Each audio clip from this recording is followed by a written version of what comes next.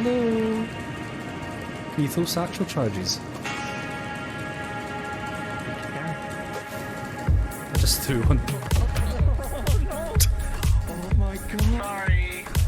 Fucking hell, Stace. Well, fucking hell, let's give that a go then, yeah? Yeah. Got no idea what I'm doing. Oh, I did it! Oh! Ah, shit, fucking hell, Stace. I fucking broke my back. Ooh! We're good, we're good. There's a health bar. We're just gonna fly away. Oh, nice, nice. Oh my god! Oh shit! I can't believe that! I can't believe that! No. Whoa! Oh my god! Call me if some Albanians show up in some shitty page wheeler. Those are the guys I owe money to. What is the zoom doing? What is this? What's this game? I hate this.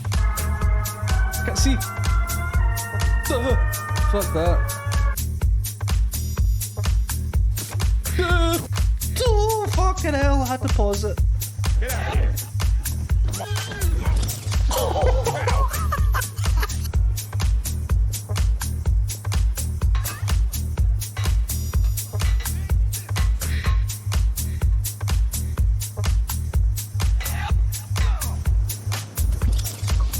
It's a bit risky there, Davey. Quite like that. Oh, let's see what happens. Well, we see how fast we can go.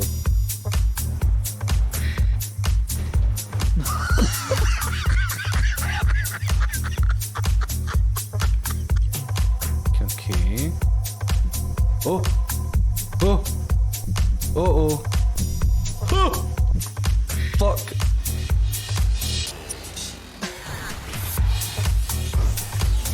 Oh no!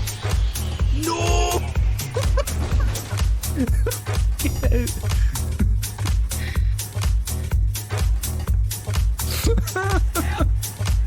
Don't drown! Do not fucking drown! Oh, these things made it. Oh my god, look at the back here. Look at the wheel!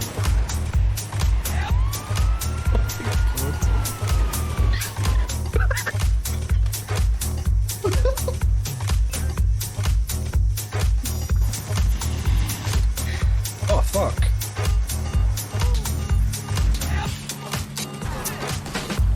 I'm still alive! Oh my god, I'm still alive. No! No, no, no, no, no! It's pushing me back! It's pushing me back! I can't move!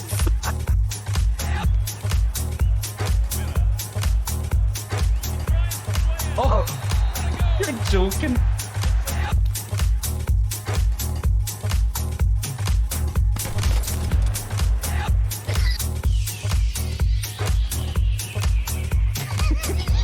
Fucking hell! Donut. Press F to wake up. Let's wake up. Oh fuck. Alright.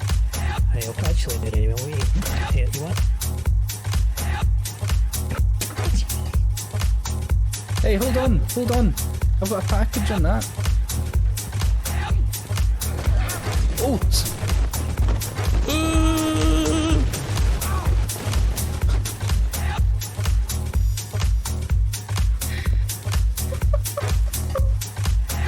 I need to get the package. Oh my god. I'll take care. You're joking! Just let me finish the game.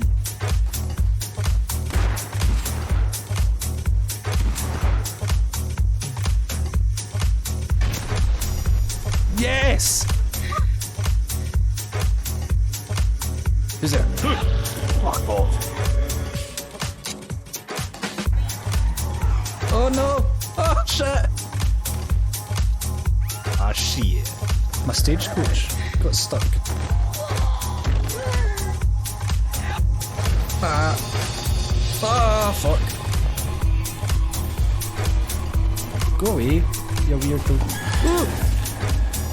Ladies and gentlemen, I just want to say that we are offering free taxis home for those who are mourning. Dude, get off the stage. Okay, I'm leaving.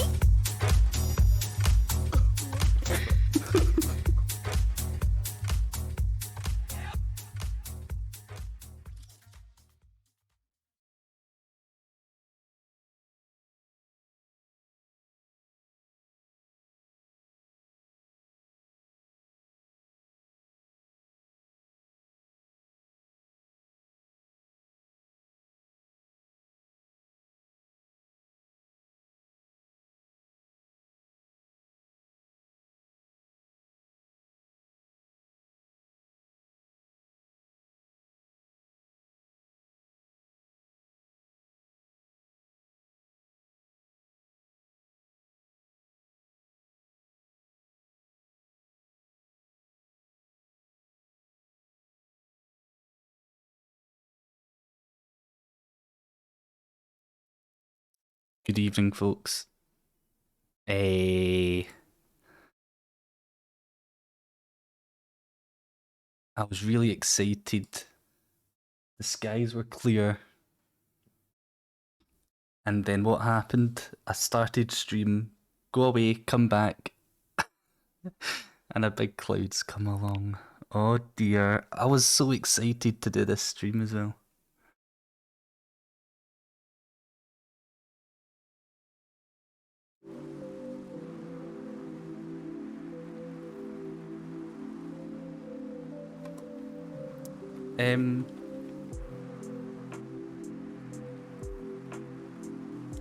What I think I need to do is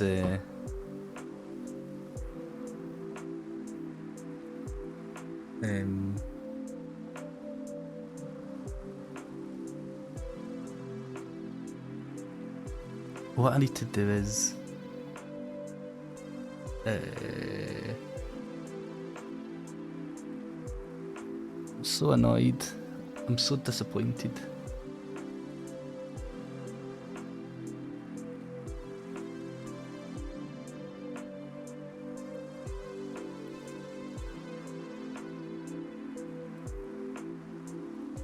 I think I need to do this. I need to add one of these. Don't I?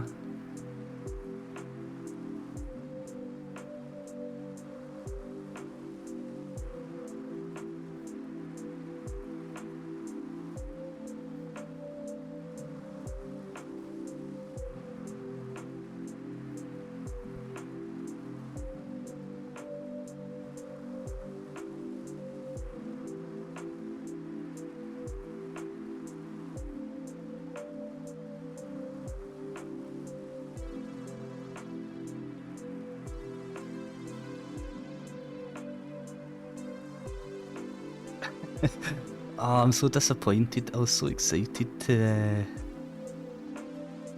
Oh, I was so excited to do the stream.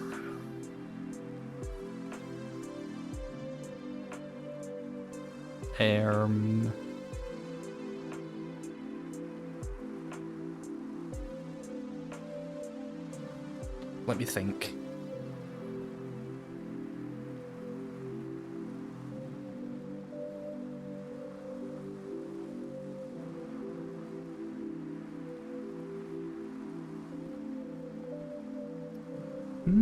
I don't know what to do.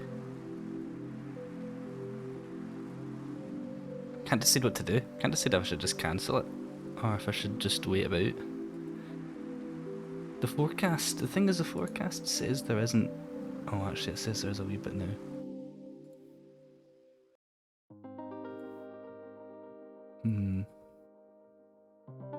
The weather forecast said there wasn't going to be any cloud, really.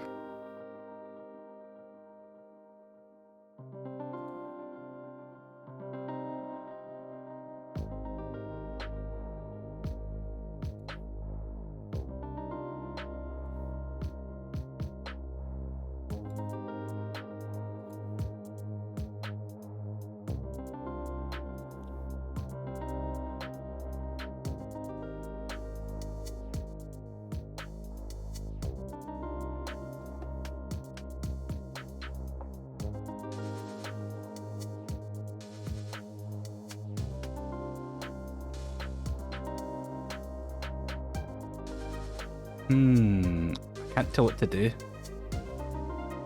I could just leave this running, and if something happens, I can just bring it up, but it was clear skies for like an hour. Clear skies for like an hour beforehand there, and I was getting all set up, getting all ready, and then I hit go live, and then a big fucking cloud comes along.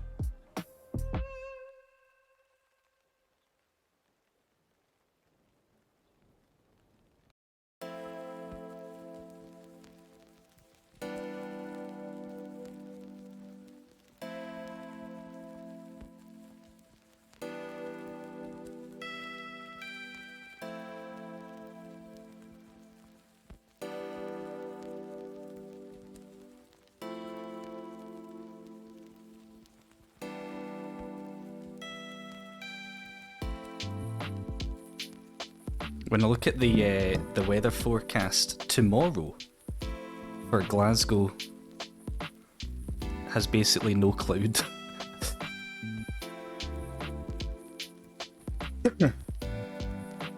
So maybe I'm better doing this tomorrow.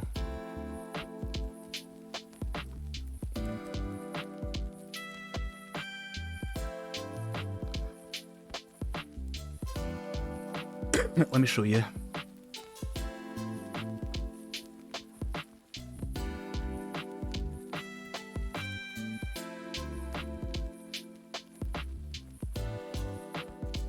This.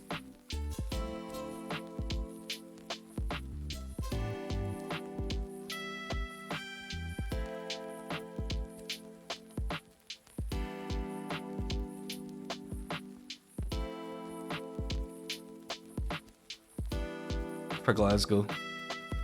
There's your cloud cover.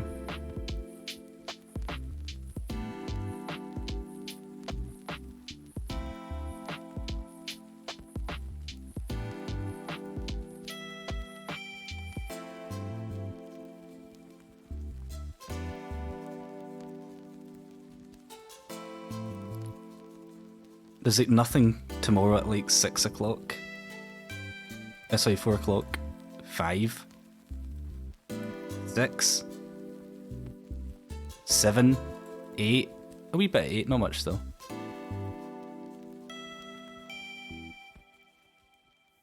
I can't decide, maybe I should just do this tomorrow.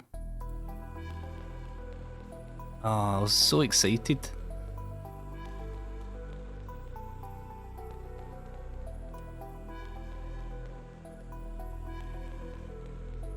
The reason,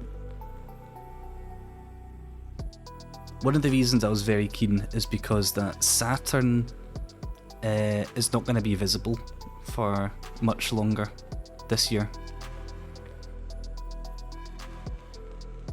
So the fact it was very clear earlier and Saturn was out and I had a little look at it, I was like, oh, I need to try and stream this. Because Saturn was coming out, Jupiter was passing by, the moon was there, Mars was passing by. The whole gang was out tonight.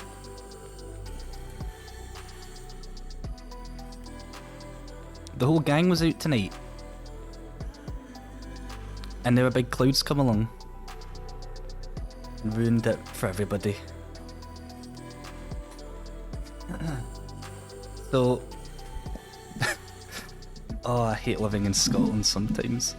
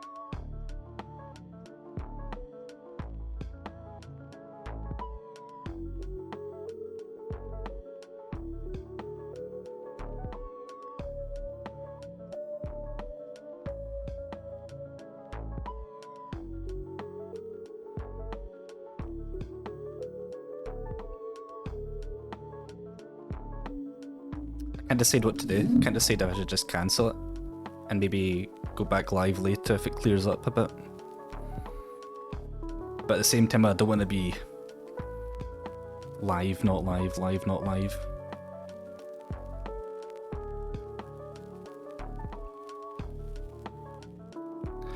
I'm so annoyed, so frustrated. I could just leave like this and just have some music playing, I suppose. But it's a bit boring, isn't it?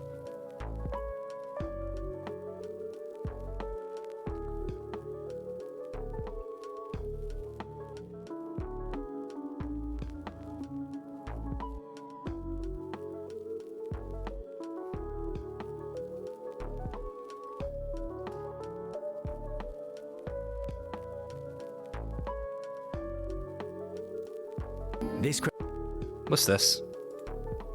I'm trying to find out. It's not just targeted. Go with ads. I'm trying to find something that's a bit more visual. I'm going to be leaving like this.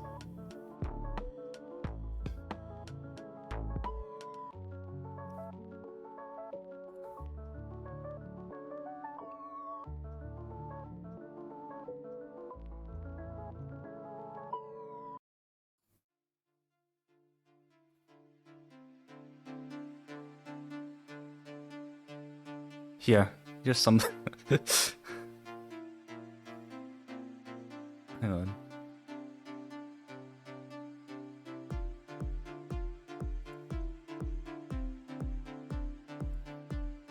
Um, I mean, I could just chat, I guess, but I wasn't really planning to just chat.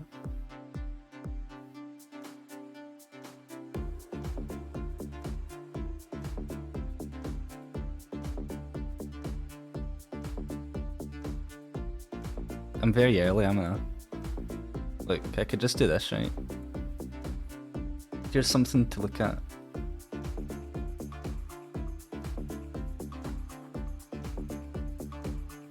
In the meantime.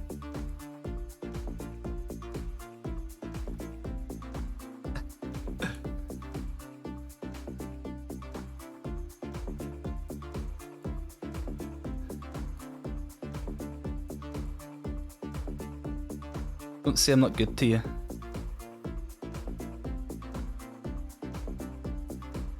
Don't say I'm not good to you.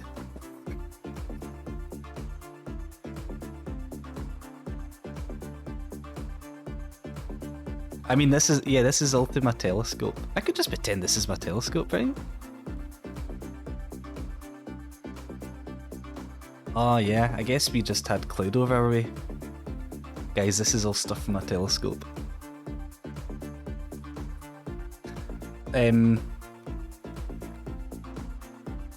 A refund? What do you mean a refund? No refunds. No refunds whatsoever.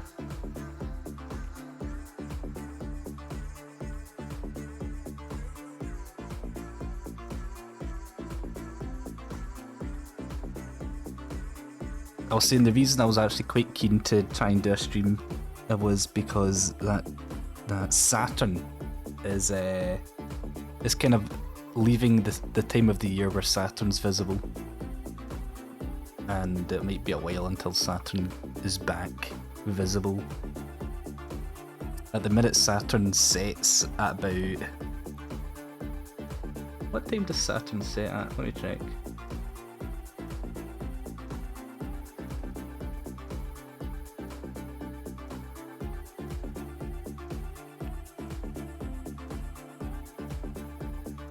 I'm gonna look here. Well, I mean, it sets at 9:15, so I guess it's not that early, I suppose. But with each day that passes, Saturn is sets earlier and earlier and earlier. So tomorrow it's gonna set a little bit earlier than it did today. Yesterday, Saturn was up for a little bit longer than it was today. And when I came home from work, or when I was driving home from work, when I was driving home from work, I could see Saturn out, I could see Jupiter out, I could see Mars out, the moon was out. I was like, oh, here we go, man, and not a cloud in the sky at the time. I came home, got everything ready. Went away and hit go live, went back and looked out the window, and a big fucking cloud came over. I even had a little look at Saturn just to check it was working alright, just to check everything was lined up properly. You went out today to a thing at the kids' nursery and they had a tombola. You won a very expensive bottle of wine. Oh, and a bottle of vodka. Oh, nice. That's funny.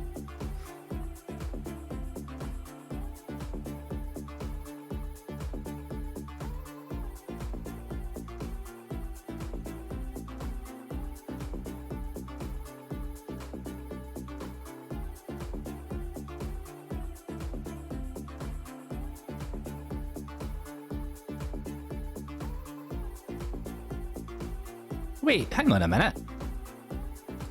It says that Cressup raided me.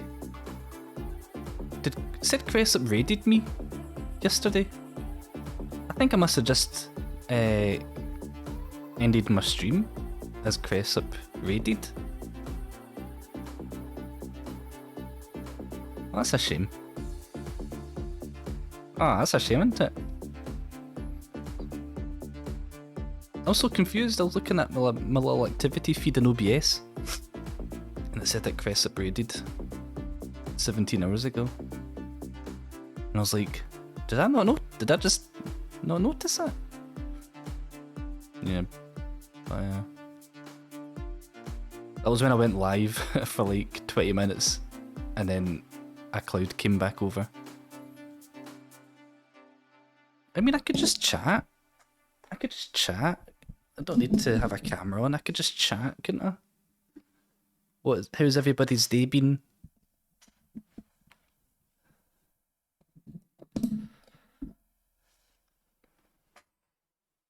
How's everybody's day been?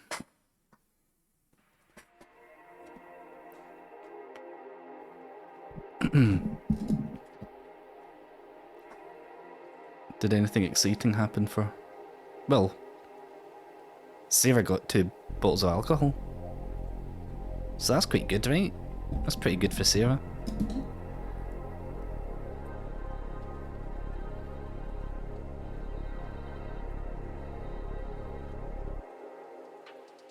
One vodka for £1, and then a bottle of wine for another £1, I guess.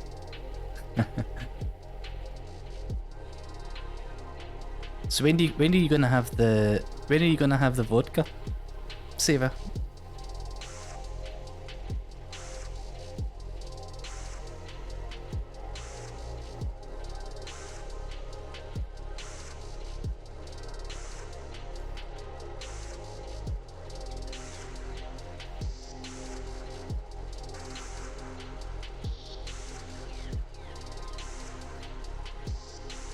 Eleven out of 10.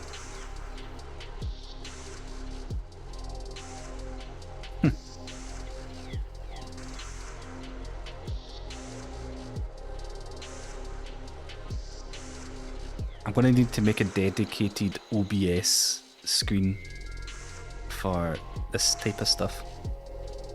Cloud break screen.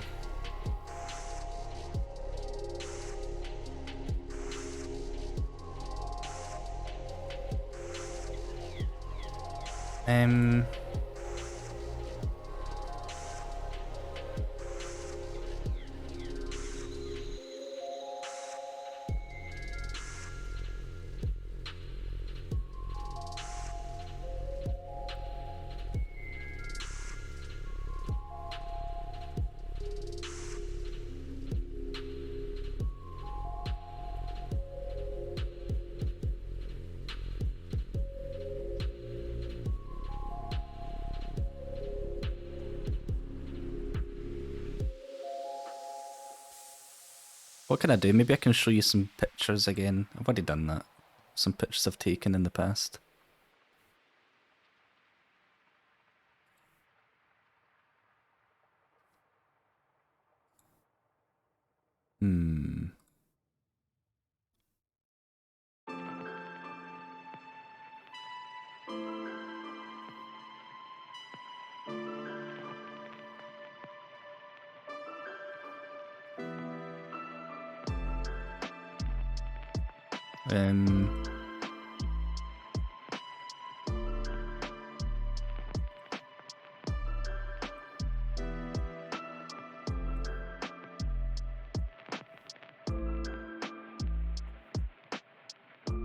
Let me share.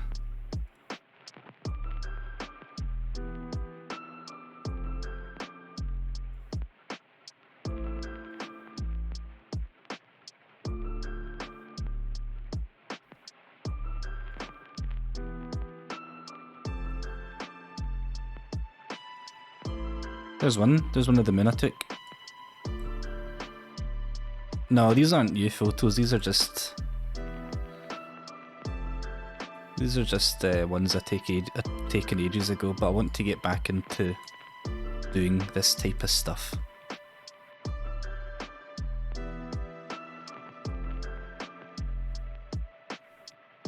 And if I can stream it, then that would be really cool, wouldn't it?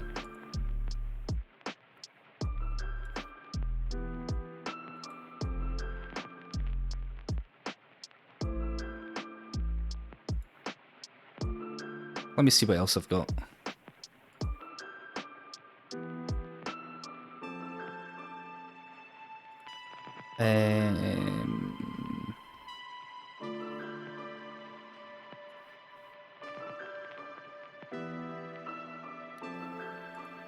Hmm.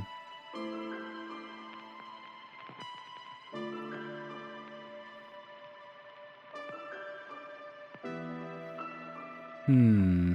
I've got pictures of the full moon. Let me try to find a good picture of the full moon.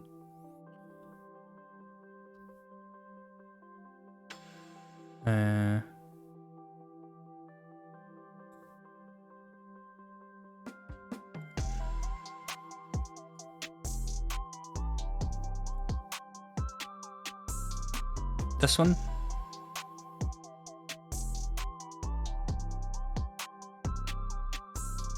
There's your full moon.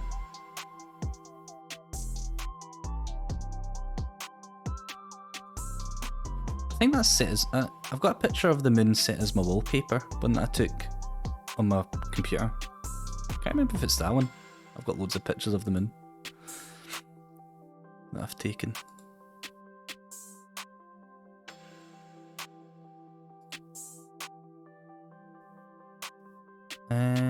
What else have I got?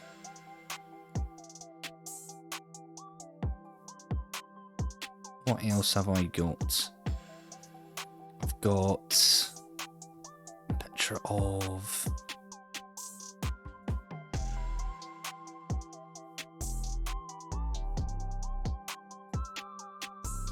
Got a picture of that, I think I've already shown this one.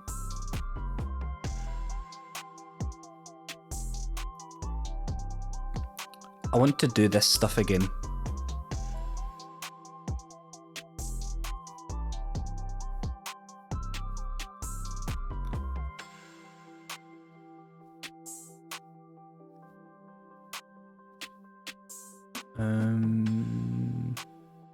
That's probably the best picture of Saturn that I've got to date. But I want to try get better ones now. I've got better gear, better equipment. So if I can try do this while streaming it at the same time, I think that'd be kind of cool.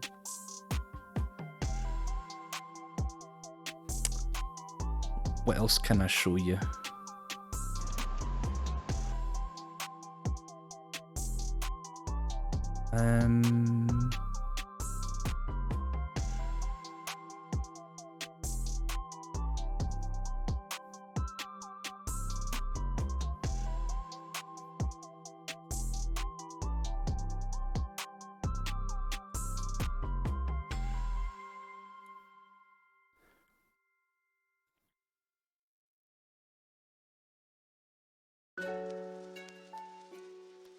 I've got Jupiter.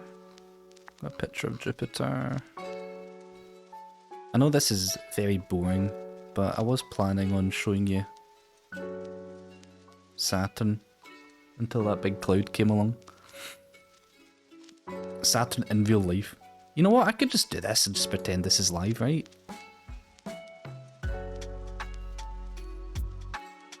Nobody would know the difference.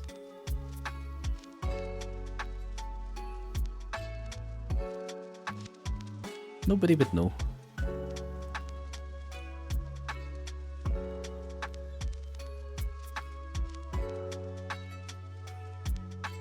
In fact, I'll show you what Saturn kinda looked like live through my telescope. My old telescope.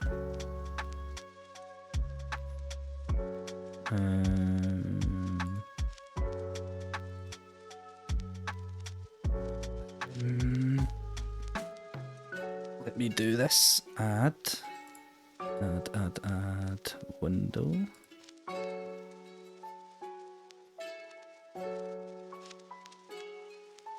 This. This is basically what Saturn looks like live. This is a video I took of it ages ago, through my old telescope.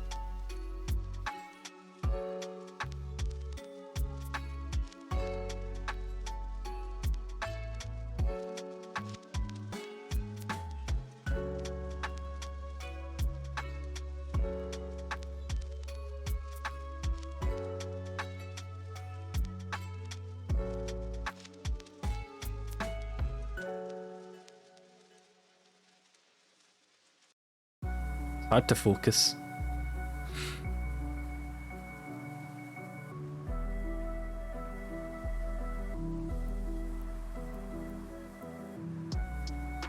That's kind of what it looks like, though.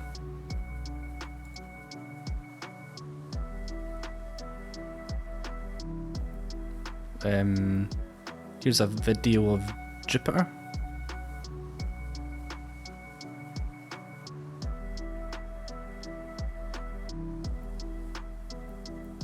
With the old telescope. A long time ago.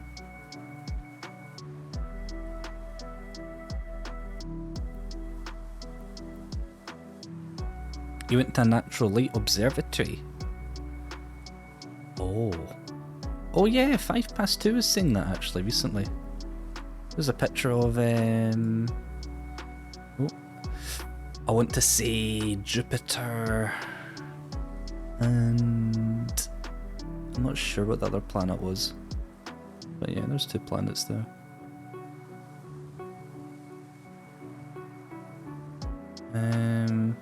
Here's a 7-minute video of Saturn.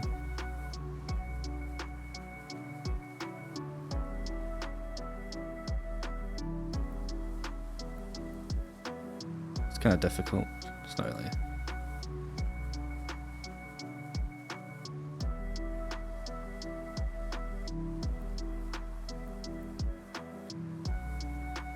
I mean, that's a good idea of what it looks like, though.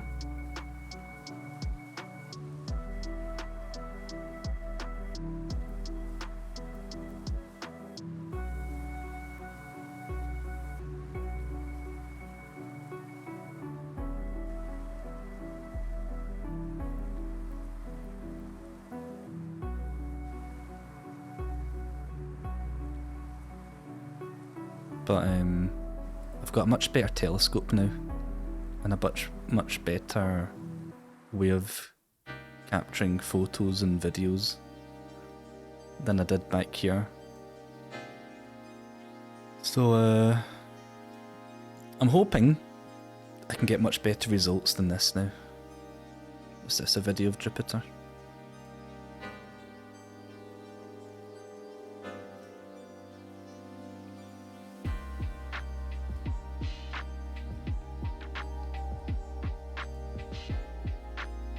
Got loads of pictures of the moon.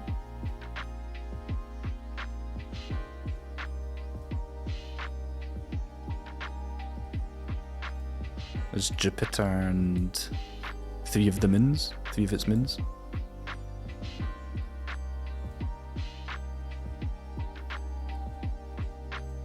Where's the 4th one?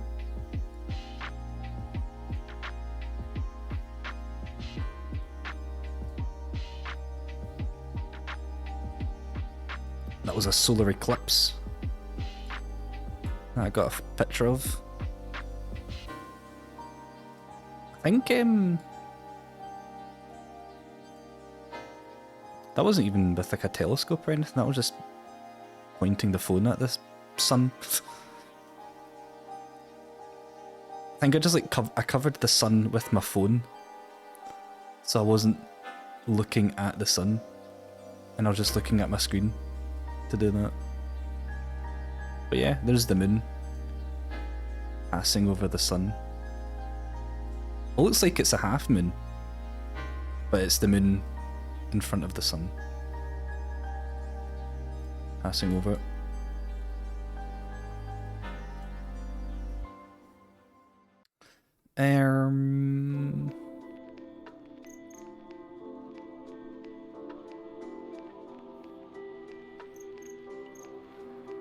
Yeah. That's the very first picture I took of the moon ever. When I first wanted to get into this as a hobby. When I first started getting interested in astronomy. And astrophotography.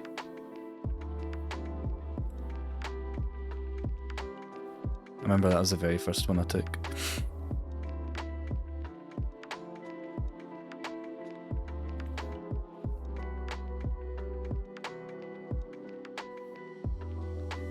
Is it that one? Is that my wallpaper? I think that might be my wallpaper. I can't honestly remember now.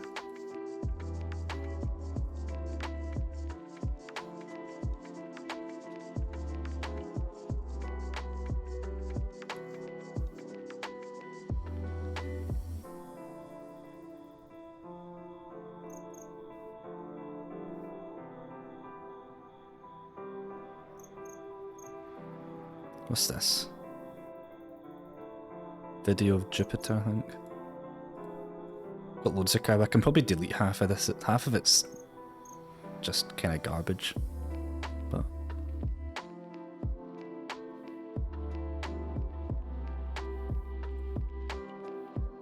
at the time, it was the best I could do, so I saved it all. I think now, though, I could get much better than this.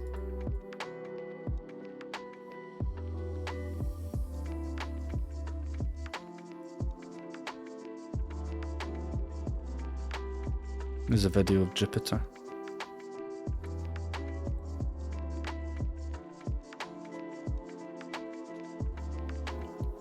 I just realised this looks like it's live. It's not live. This is a video. There's too much cloud.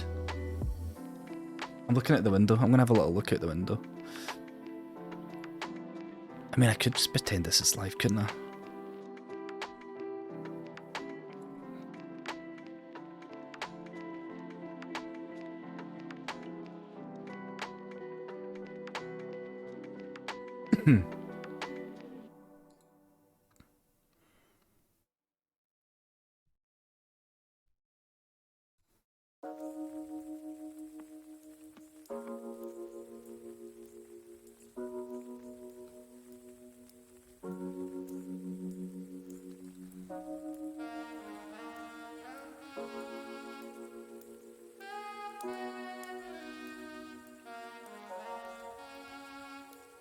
David, it's not going well.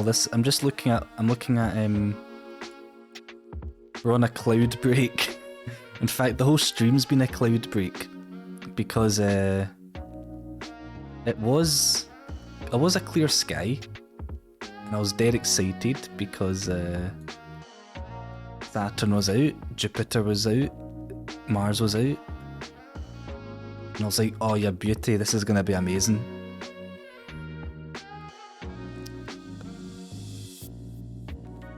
So I got the telescope all set up, made sure it was all lined up, had a little look, saw Saturn sitting there. I was like, here we go.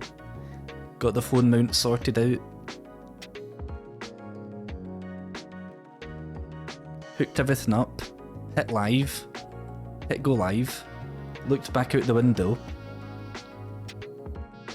to check the telescope was. I'd probably have to move the telescope slightly because Saturn was moving. And then I noticed I couldn't see it anymore, and I looked out the window and a big fuck off cloud came along and just covered the whole sky. Well, I was kind of saying that, David. I was like, I could just play this. I mean, I've got a 7-minute video. This is an old video that I took many years ago. I could just pretend that's live, right? Because, I mean, this is kind of what it looks like.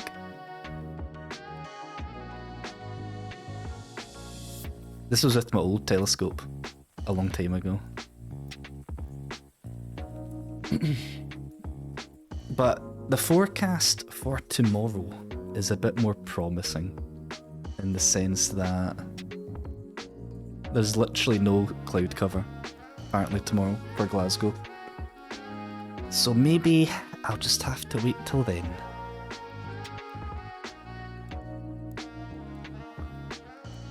I could just play this on repeat, kind of loop.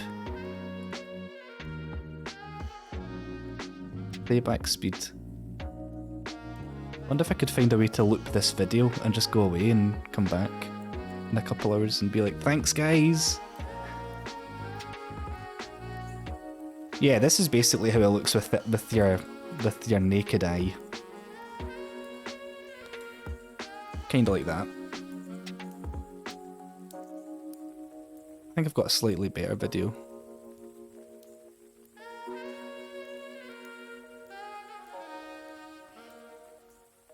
I think this one's a bit better.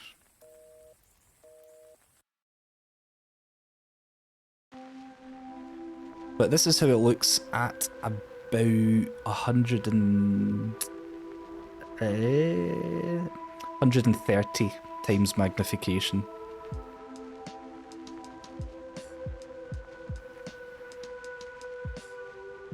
This is with the old telescope. But now we've got the ability to go.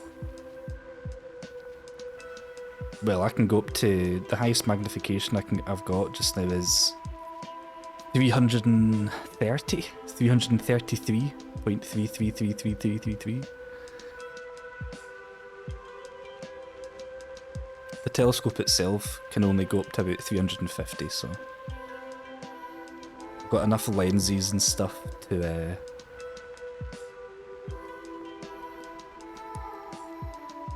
It is cool. See the first time I saw this, Mr. Normal. See like the first time I like just had a peek. I remember I had like an app on my phone and I like pointed out where everything was. And I was like, oh, I think that's Saturn. And I had a little peek through it and I saw that. I could see like the ring. My mind was like blown. My mind was like blown open, man. I'm like, I can see Saturn. And Saturn's rings. All the way from here. All the way from Earth. I can see that. And it's real. It's not like I'm watching something on the telly. This is like no electronics involved. I mean, I guess for you it is, but it's just all it is just light and glass and mirrors working together.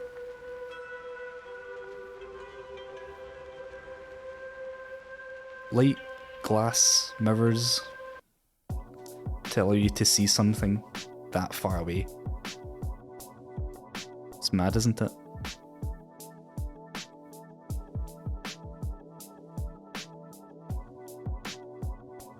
It's not like you're watching a documentary on the TV or something. It's like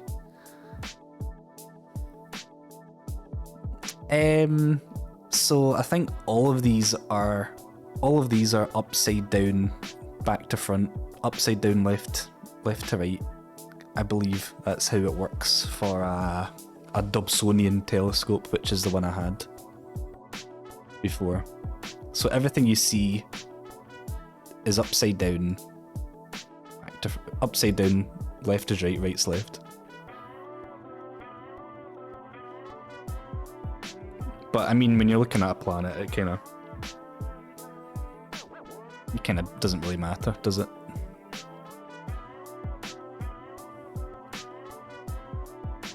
Doesn't really matter too much. Same with the moon. So this crater is it's actually like down here.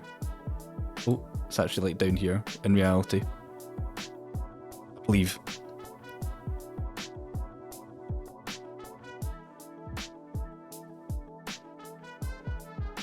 I think so. I can't remember if I like corrected these or not.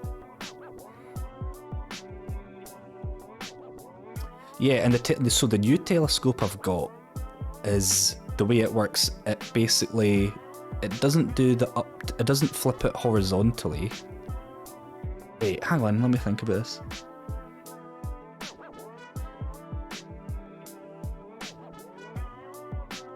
The one that I've got now, it doesn't flip it on one axis. I think it still flips it horizontally. I can't remember. I could flip it, yeah, I could totally flip it on OBS.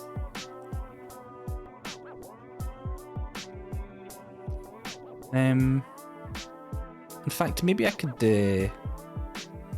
Maybe we could check this now. I could just zoom in on a street light and see which way it's facing. If it's upside down, left to right, or whatever. And that'll answer the question. I think for the current telescope I've got, it only flips it on one axis. In fact, I'll just Google it, right? That'd be easier.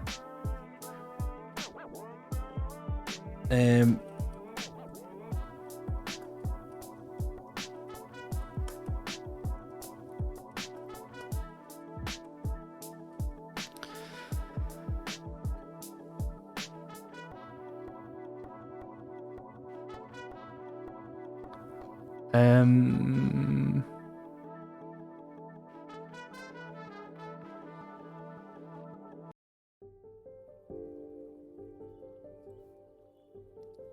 Oh dear. Let me have a look.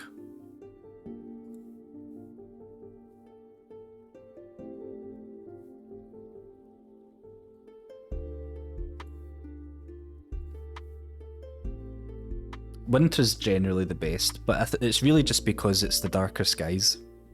The skies are darker for longer.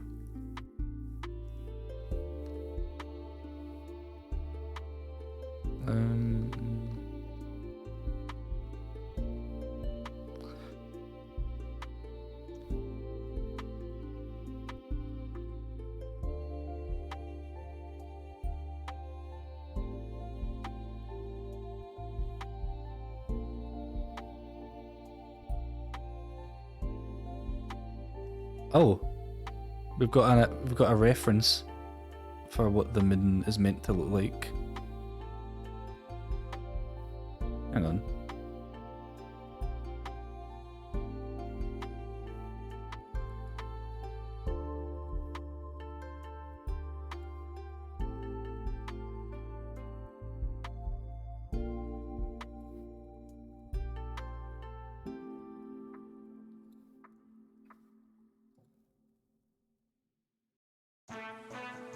Is that? Nope. Oh, wait. Oh. Wait, what? Down here? Why is it down here?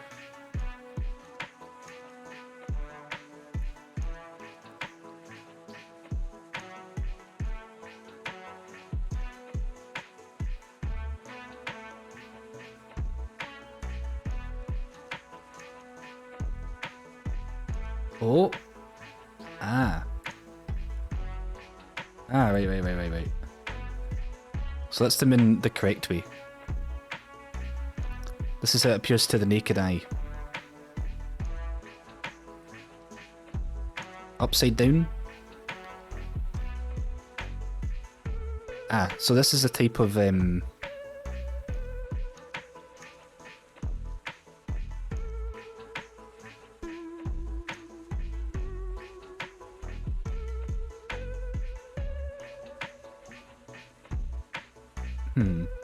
This is the type of telescope I've got.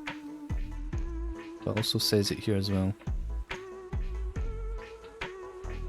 It flips it. Yeah, I can't remember exactly which ones flip it. This is the type of telescope I've got. Not this one exactly, but it's got like the right angle eyepiece at the bottom which flips it up. I think this right angle eyepiece corrects it on one of the axes.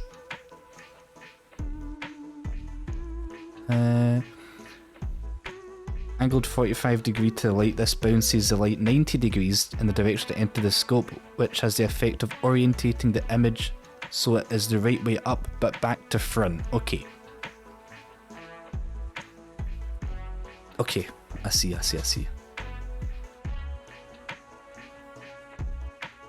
So my telescope will basically produce an image that's like that. It's the right way around, but back to front to that, which is how it is in reality. And the telescope I had before gave me this type of image.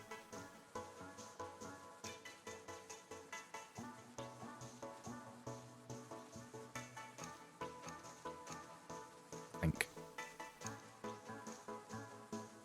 I had a Dobsonian telescope before.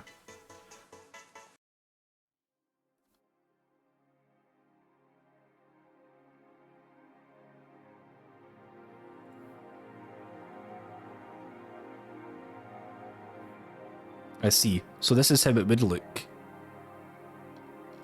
through this, but if you add in the right angled piece, it flips it. So it's the right way up, but back to front.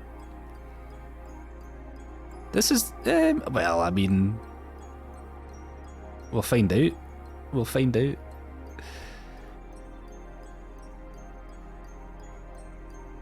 I I think I could get stuff kind of like this. I mean, assuming it's a full moon.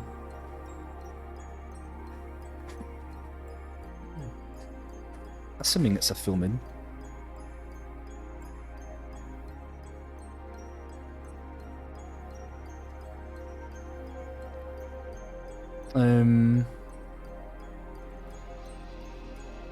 Oh.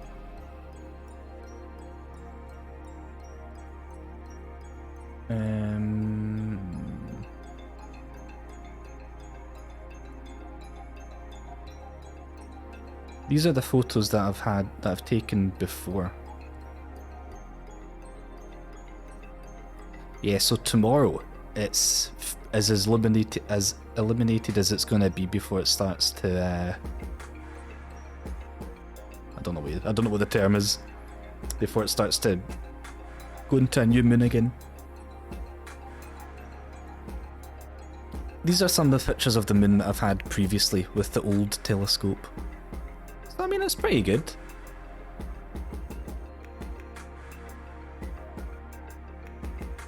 It's pretty good.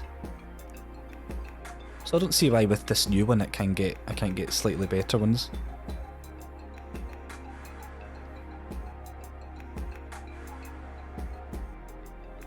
I think one of these is one of the photos that's set as my wallpaper on my computer.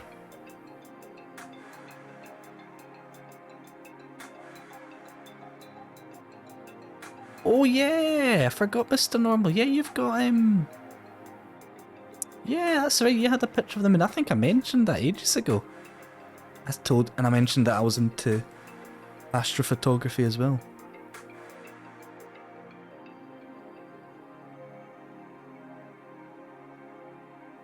See all these pictures, man? These are just pictures of me, like, freezing my hand off, aiming the telescope at the moon, pulling out my phone, aiming the lens over the eyepiece, having it focus as best as it can, and just snapping a picture.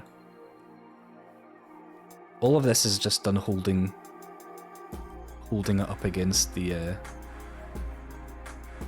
eyepiece. Something I kind of learned as well. See, if you take photographs of the moon and you really want to get like the edge nice and sharp, it basically makes the surface all blurry because you're focusing on different levels. If you want to focus on the surface, you can get loads of detail on the surface if you focus it that way. But there'll be a slight blur around the moon. Or you can have it nice and sharp, super sharp, around the edge of the moon, but the surface itself will be a little bit more blurry. You can't have both, I don't think. Maybe you can, maybe there's a way to do it. It's not like super blurry, but it does become noticeably blurrier.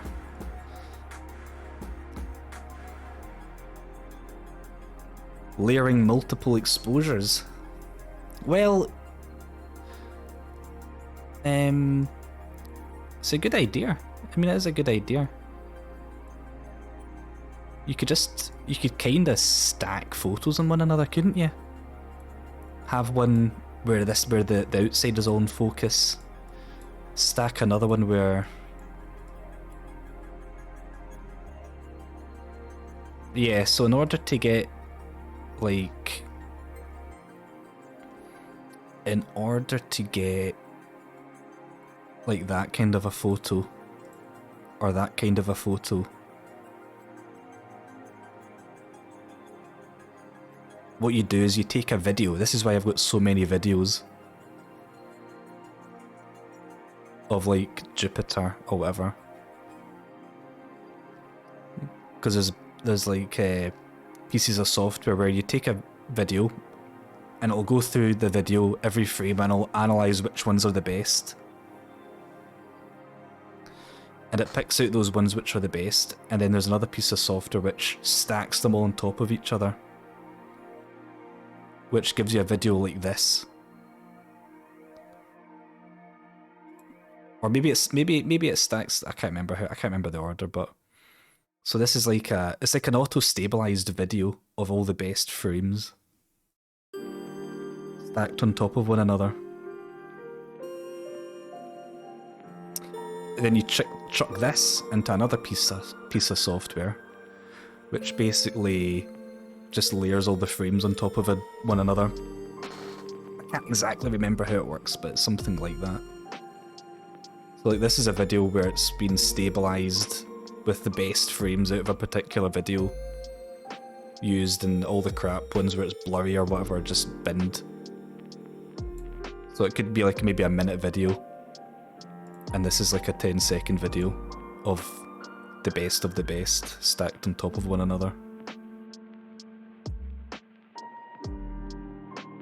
And then you plug that into another piece of software which spits out something like that.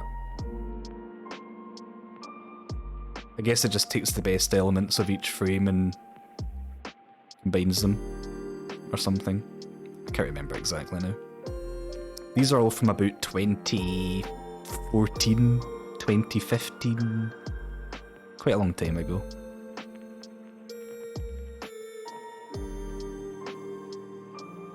Same with like Jupiter. I've got loads of videos of Jupiter.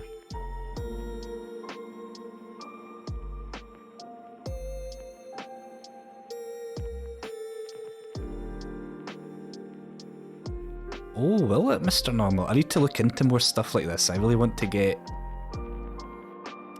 try and get a really good image. That was one. I don't know why it looks very like... It's like it's got creases in it, or... I don't know. That one didn't come out very well, but I kept it anyway. I think that was another attempt. Didn't come out very well. I mean, it came out right, but the colour's a bit off, I think. I think that one or that one is the best. Those are the two best ones I've got of Saturn, sorry. And then maybe that one's the best one I've got so far of Jupiter.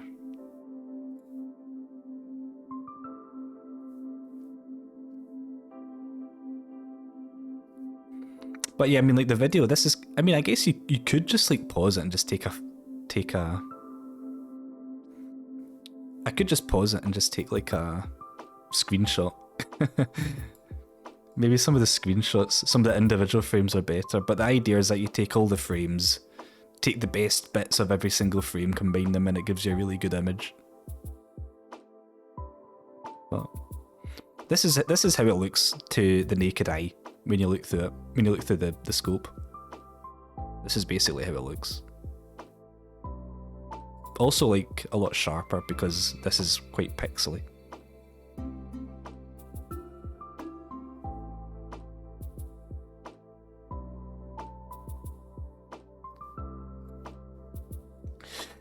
Let me have a look out the window.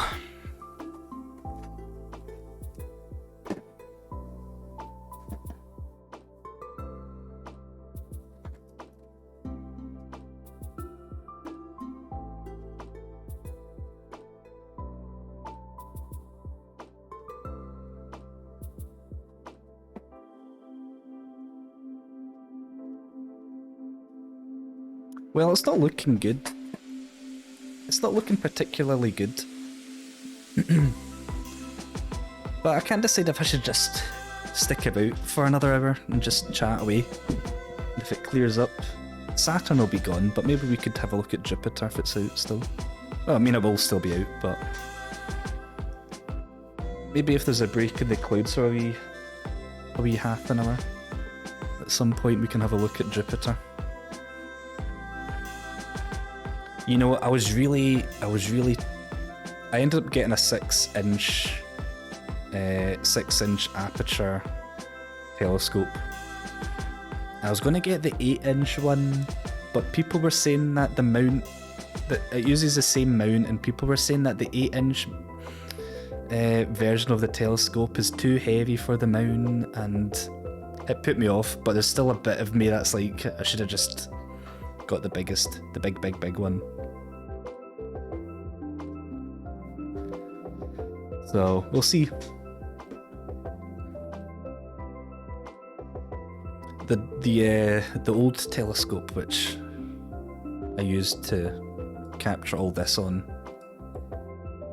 that was just over 5-inch mirror. And the one I've got now is 6-inch mirror. And I was thinking it, I was so close to getting the one that's 8-inch. It's all about how much light you can capture. That's kinda key. That's the key thing for astrophotography. Getting as much light as possible. The bigger the aperture, the more light you're gonna get. And the bigger the focal length,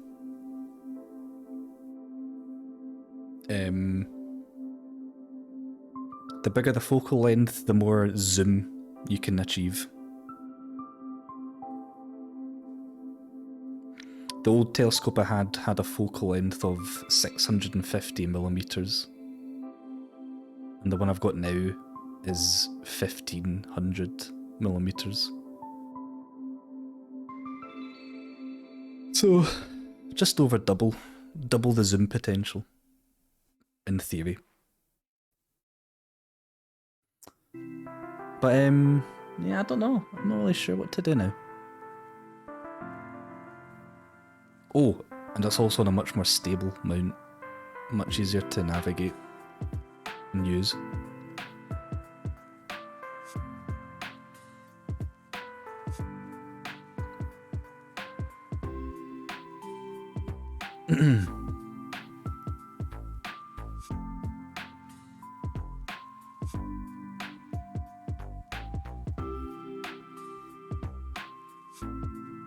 It comes with a little, in fact, I'll just show you. I'll just show you what I got.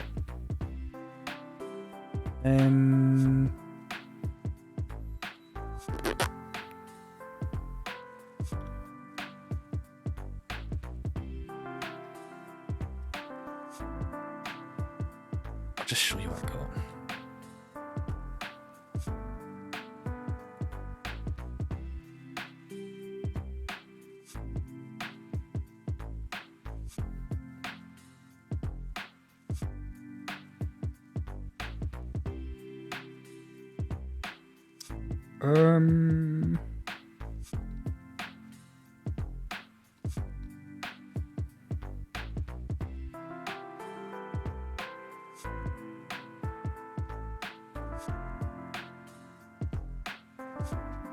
It's not the right one.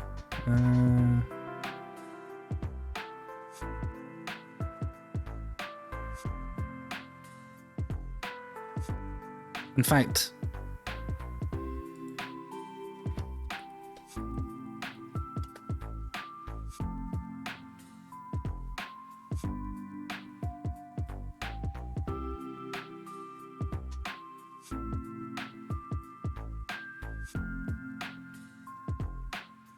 this is what I got.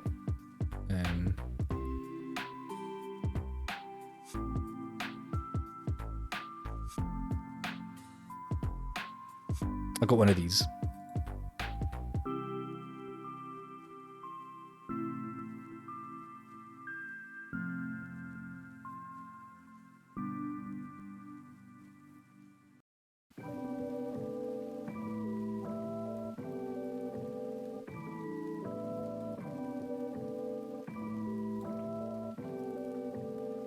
So it's on a computer-controlled base. There's a little number pad that pulls out. It's like a phone almost. And it's got a database of like 40,000 things that it can automatically track to. It will follow you. Yeah, it tracks. It automatically follows it, so I don't need to manually move it.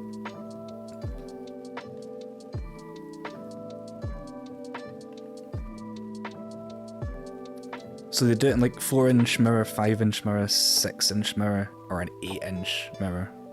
And I was really close to getting the 8-inch one. But all the reviews I read, people were saying that it's too big. It's too big for this stand. People were saying this mount it's on, it's like the same mount, it's the same mount. And the mount's rated for something like 5.1 kilograms. It can hold like a what do you call it? Like a tube. I don't know I can't remember what the term is. It can hold a tube weighing 5.1 kilograms. And this weighs like 5.01 kilograms. So it's basically right on the limits of what the stand is actually rated for. And from the reviews, people were just talking about how it shakes too much and stuff. And I was thinking if I was planning on attaching like my phone to it to be able to film through it, if I was going to attach maybe a camera, I kind of got freaked out that I might end up damaging the motor if it was too heavy. So I opted for the 6-inch one, which is like a kilo lighter. And generally speaking, like all the reviews say, in fact, all the reviews say this is the best value one to get. Out of all the sizes, you can get a 4, 5, 6, 8. People will say the 6-inch one is the best value in terms of how much it costs and what you get. So, and that the mount is better suited for this size than an 8-inch telescope. So, how much? We're talking a lot of money, man. We're talking 1,100 quid. 1,100 quid. 1,150, I think.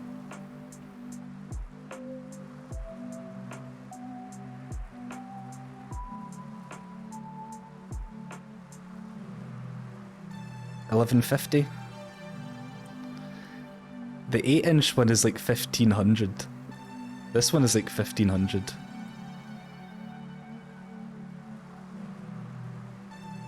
For the big one. I was considering it. I was considering it, man. But the reviews scared me. I mean, the reviews say it's good.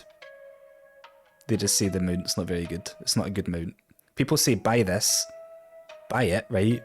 Take it off the mount. Take it off this whole mount. So you're just left with this tube. And stick this tube on another mount. So I'm not doing that.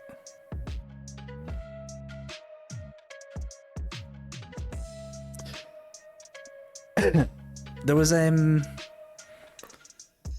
what was it? There's a Skywatcher.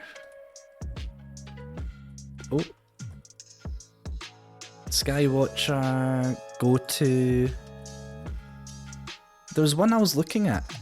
There was one I was kind of looking at, right? Where is it? Is it this one?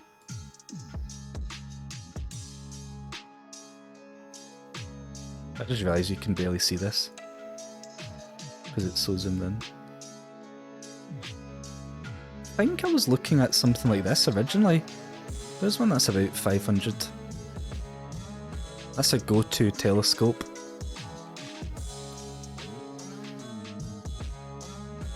I think what put me off about this one is that the way you control it is through your smartphone.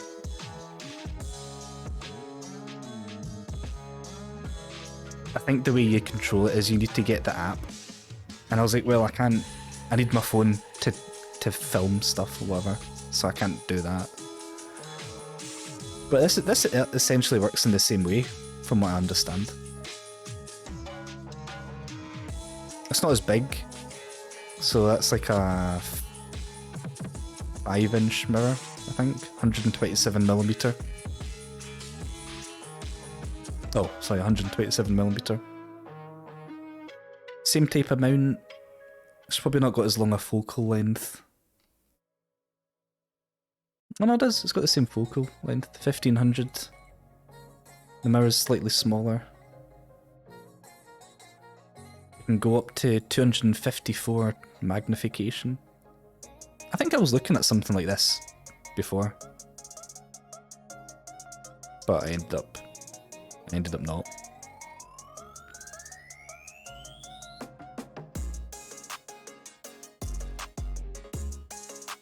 But there's loads. I'll show you the one I've got now at the minute.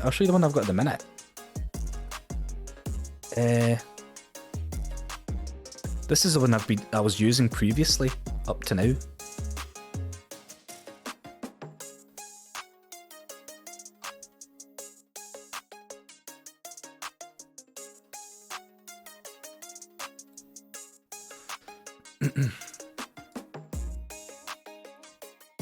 Something like that.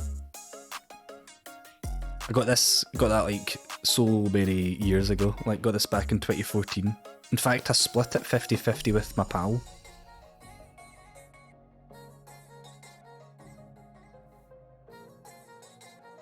From the 1st to the 8th of December.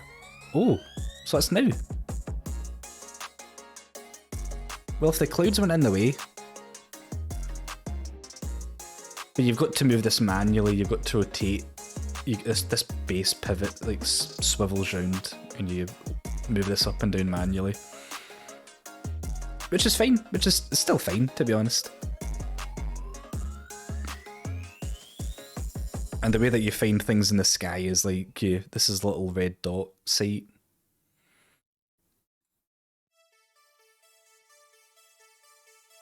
You turn this on, there's a little red dot and a little piece of glass projected on a piece of plastic. You look through that, and that tells you where you're looking up to in the sky. And then you look through this.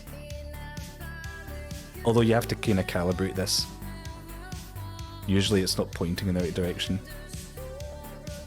So usually you'd use like the moon or something if the moon's out. Because that's kind of easy to find. And then you'd calibrate this so the little red dot is pointing right on the moon, and then you know you're kind of calibrated and ready to go.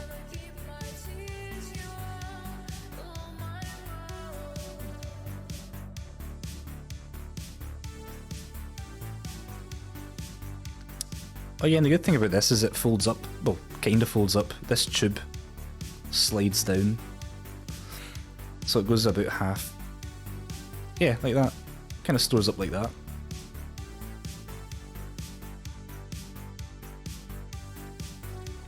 And then when you want to use it, boom, there you go.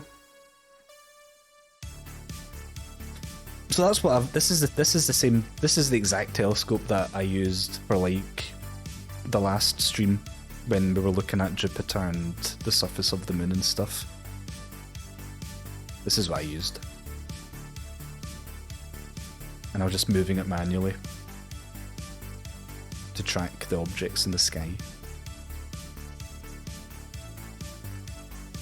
But now I don't need to do that. It just does it for me. In fact, one of the most bizarre things, I've not done it yet, right? I've not done it yet, because I can control the telescope I've got now with the controller. I can just hit like left, right, up, down, and it just swivels in whatever direction I tell it to. And I can also adjust like how fast it does it, which is a lot easier than me doing it by hand. But there's one of the ways that you can calibrate it to automatically know what's in the sky. All you have to do is, on the little handset, it asks you for the date, the current time, what city you're in, what city you live in. It's got a whole database full of cities and countries that you can pick from. And then all it says, so as long as it knows your date, as long as it knows the date, the current time, what city you're in, and then it says, okay, now use the controller and point to 3 different stars in the sky. and make sure they're centre of the viewfinder when you look through the telescope. Make sure they're in the centre of what you see. And after you go to each one, hit like OK, then go to another star, hit OK, go to the third one, hit OK. And based off of that information, it knows everything. Based off of that information, it just knows somehow. It just knows. You can, after that, you can then go, right, point me to Mars, and it'll just automatically swivel itself to look at Mars, and you just have to look through the eyepiece. It's like, it's kind of crazy. I've been like trying to think about how it just knows, how it calculates all that.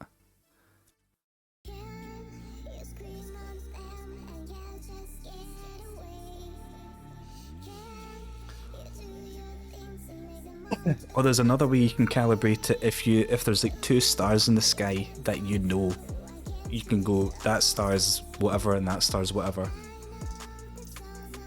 You point the telescope at one star, hit OK.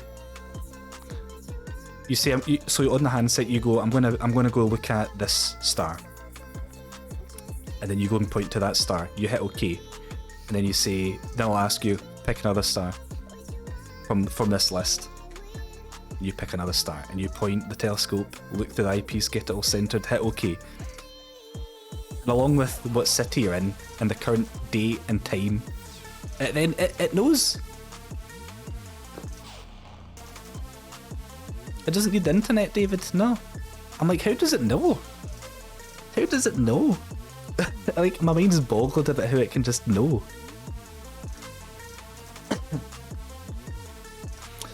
You can pick out any 3 stars, or not even stars. It can be the moon. It can be a planet. It can be like Jupiter. It can be Saturn. It can be Mars. It can be the moon. Pick out any 3 objects in the sky. It's not hooked up to the internet or anything. It's all just stuff internally that it somehow knows.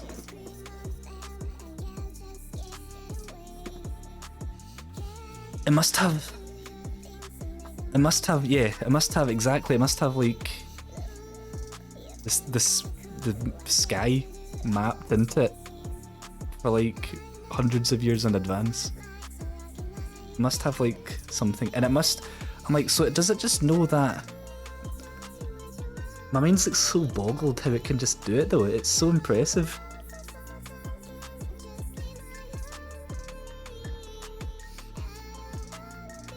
So you can be like, point to this. I'm going to point at this star. This is the date. This is the time. This is where I am. You can also put your like longitudinal coordinates in instead of your city if you want, but I've not done that. It's mad.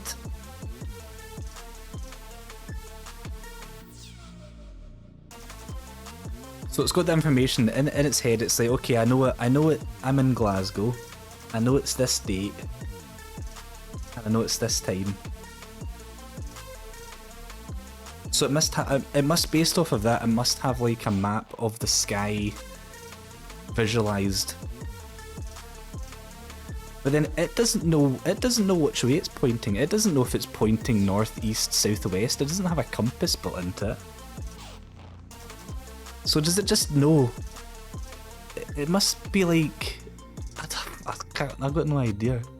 I've got no idea how it can just know which stars it's pointing at. I mean, maybe it does have a compass. I doubt it. It doesn't have a compass. I know it doesn't have a compass. It's not hooked up to the internet. It's all self-enclosed. It's all self-contained. It's so clever, man.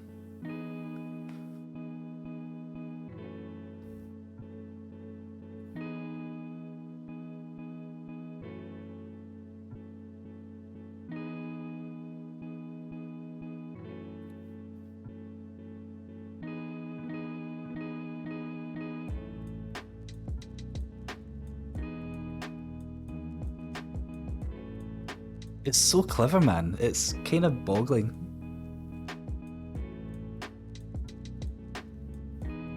It must like, in its brain, it must have like, it must be like, wait, I've put a point, I'm going to put a little pin in the sky there.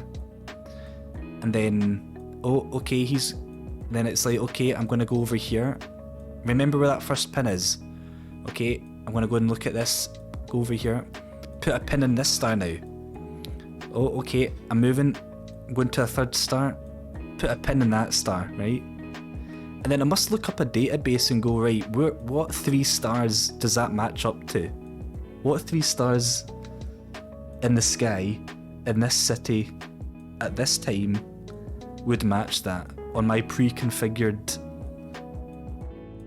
map system that's predicted what the sky is going to be? I mean, predicting the sky, I guess, isn't that difficult, right? But it's just, it must do that. I must kind of like draw a virtual line in its virtual sky and map that up with stars that match those lines, those 3 lines. And then go, you must be looking at this. Now I know where you are. Now I know where you're pointing. That's the only way I can think it works.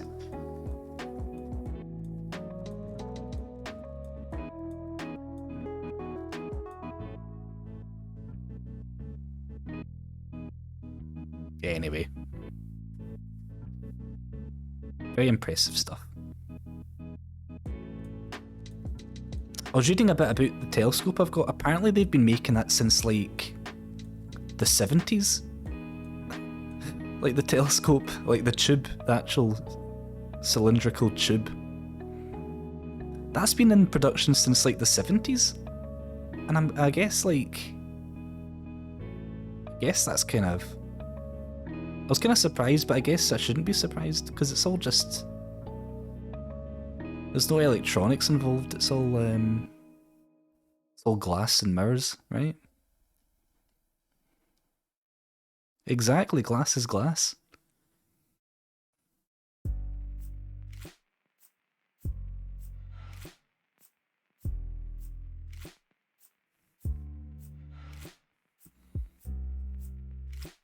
Still in a cloud break. I don't think we're going to ever leave this cloud break tonight. It's been a cloud break all night. It's just been a chat about space, hasn't it, really?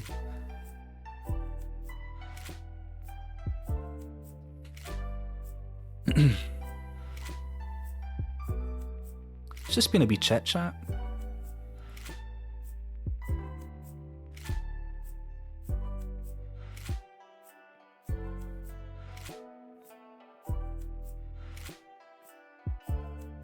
You know, I was looking up, I was reading a little bit about Galileo today.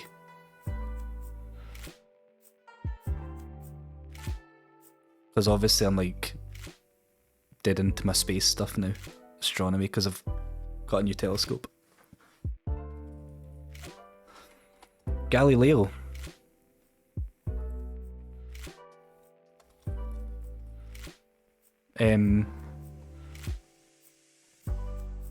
People think that he invented the telescope when he actually didn't. He didn't. Oh.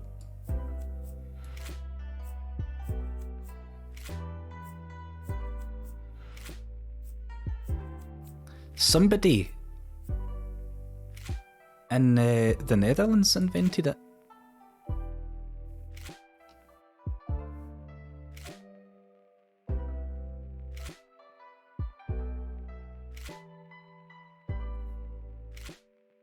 Let me show you.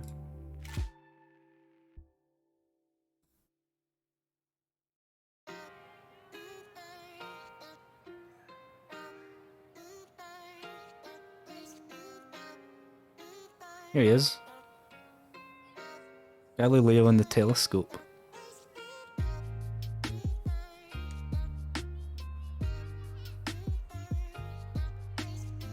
That's like tidy writing, isn't it? Let's see. Is there a...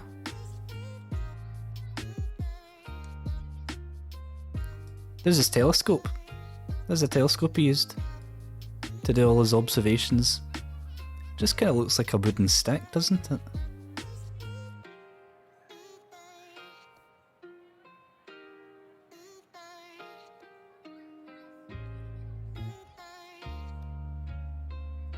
What's this? Galilean telescope.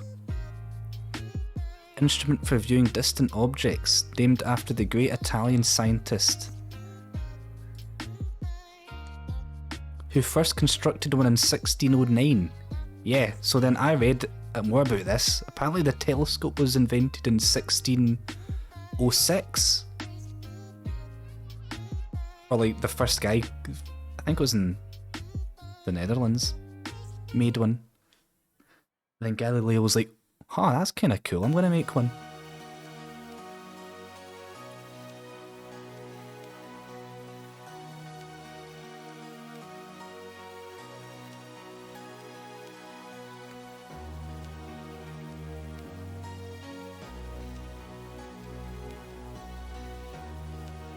Can I go back, please?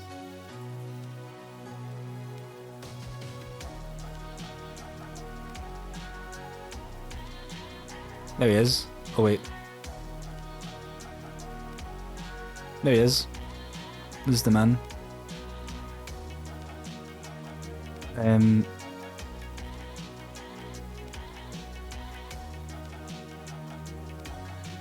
It was 30. No, in fact, the first one was 10x magnification.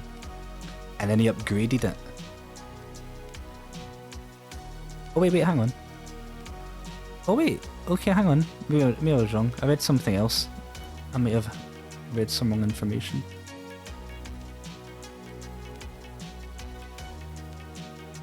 Is it 3x?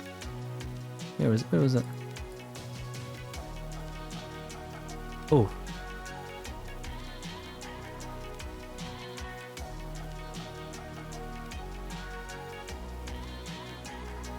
This guy.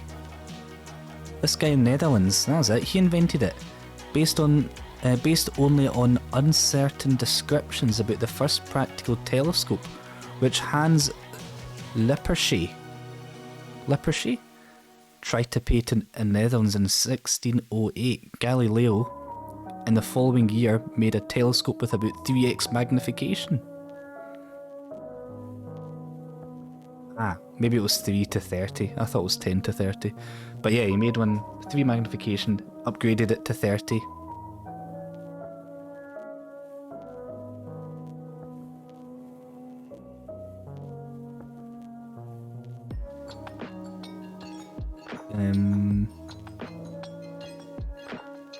I think one of the descriptions was you could see about a quarter of the moon through it.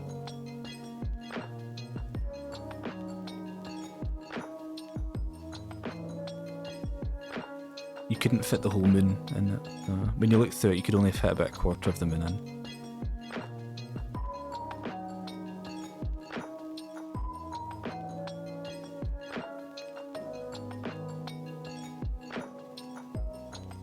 Oh, here we go. On the 30th of November. Oh, we just missed the anniversary of him looking at the moon.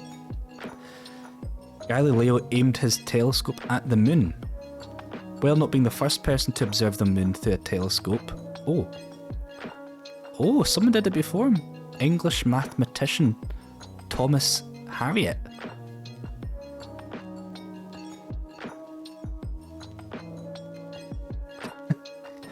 I was reading about this stuff all today, man. Thomas Harriot had done it 4 months before, but only saw a strange spottedness.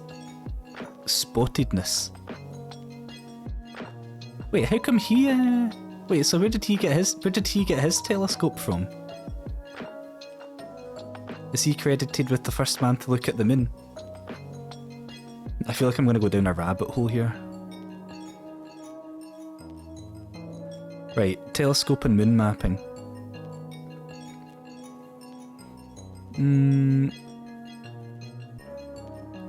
Oh, where? Where did you get it from, alpaca? Where? Was it a link?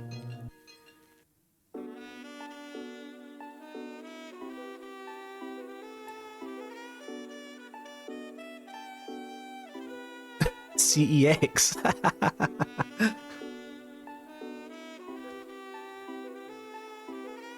Yeah.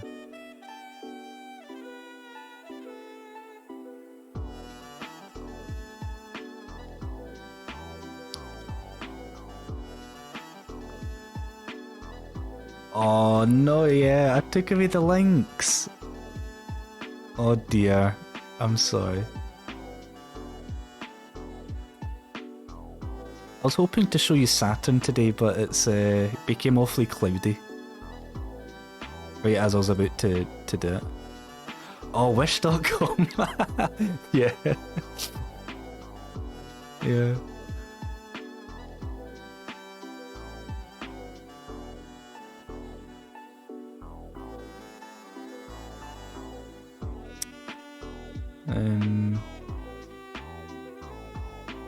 Let's go back a second. With a Galilean telescope, the observer could see magnified upright images on the Earth. Okay.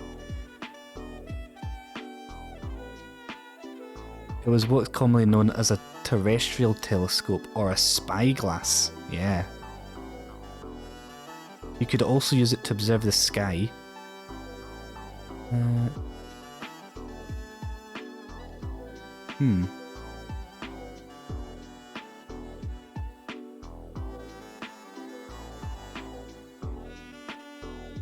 Okay, on 25th of August 1609, he demonstrated one of his early telescopes with a magnification of about 8 or 9.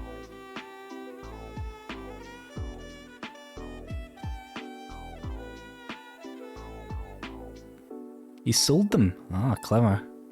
Wait, so maybe he sold one, and that's why this guy is. Maybe he sold one, and then Harriet bought one off him, but Harriet was the first one to look at the moon with it. That he got sold to by Galileo. Maybe. Don't know.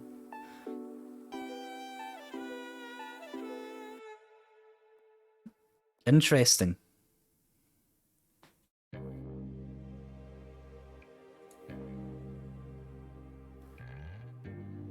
So Thomas had looked at the moon 4 months before he did with a telescope. Galileo was the first to deduce the cause of uneven waning as light occlusions from the solar mountains.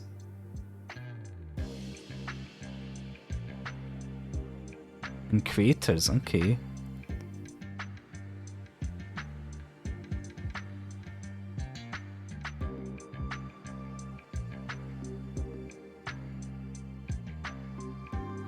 How could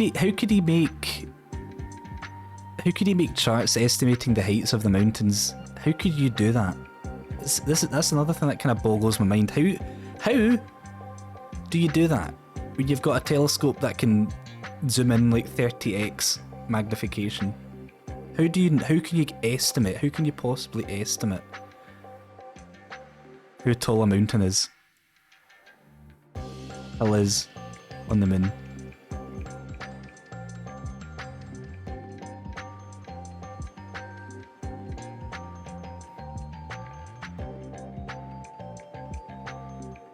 Shadows? I mean...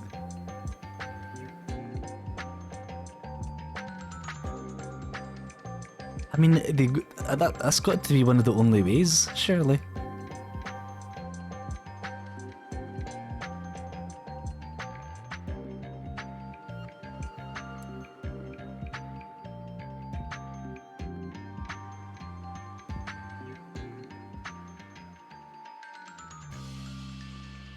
What the hell is... what's this?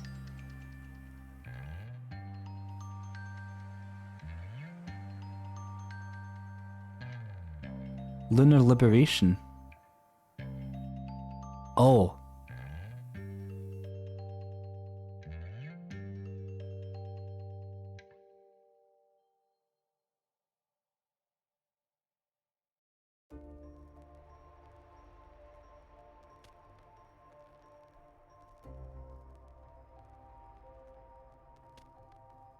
I see. So people in the southern hemisphere see a slightly different angle of it, ever so slightly, ever so slightly.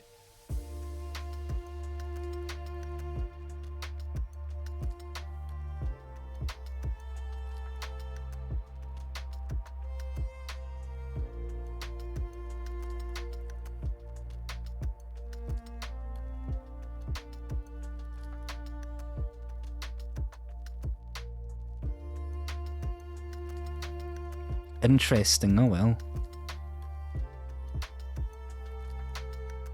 Sunspots, how could you... Galileo made naked eye and telescopic studies of sunspots. How is he not blind?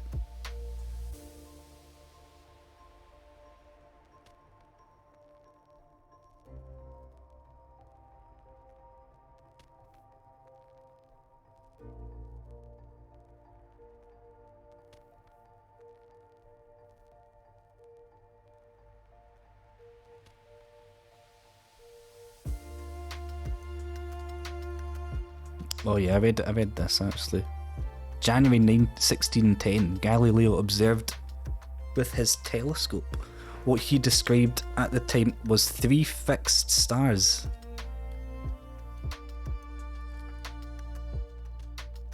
Totally invisible by their smallness. Yeah, well, I've got some pictures of that, haven't I?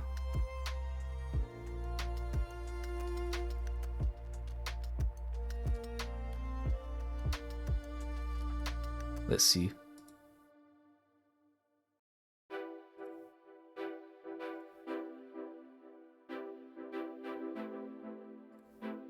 Like this. Where is it? Where's a good one?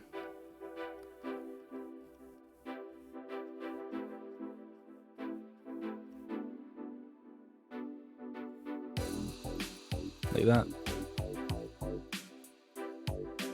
So that's what he observed. Stuff like that.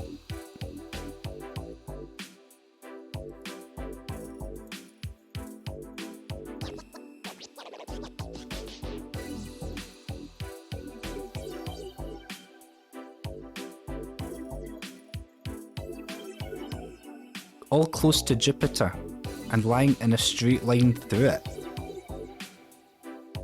Observations on subsequent nights showed that the positions of these stars relative to Jupiter were changing in a way that would have been inexplicable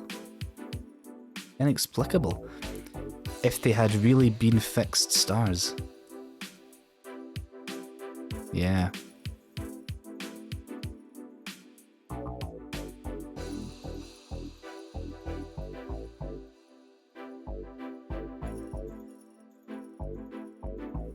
Oh well.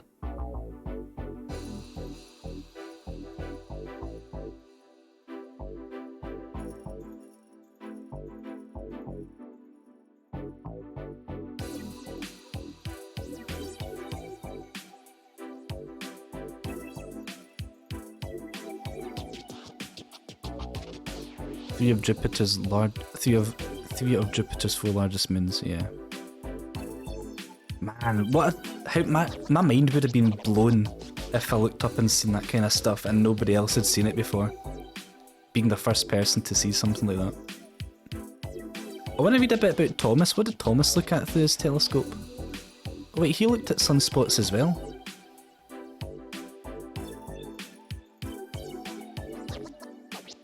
Look at this, there's a plaque for him.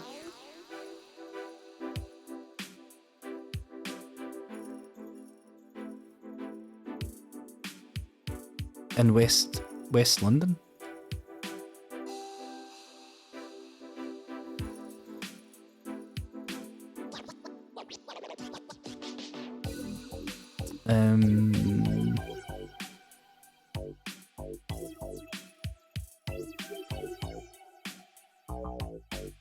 Oh wait, here we go. What's this?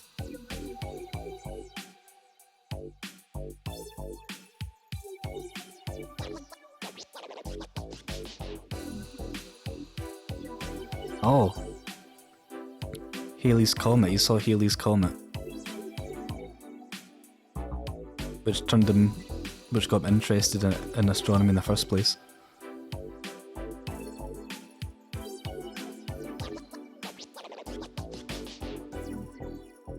Wait, so he drew a picture of the moon? Drew the 5-day-old moon as seen through his telescope. What does he mean by 5-day-old moon? Preceding Galileo by several months. Is that just because it was like a half moon or something?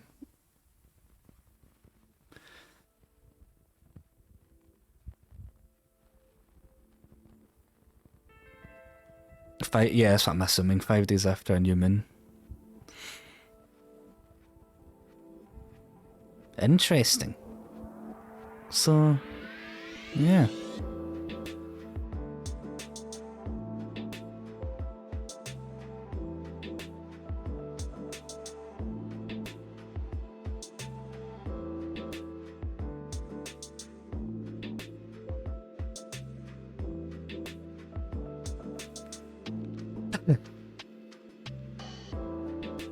So really, Galileo found nothing to do with the moon? He didn't do anything with the moon?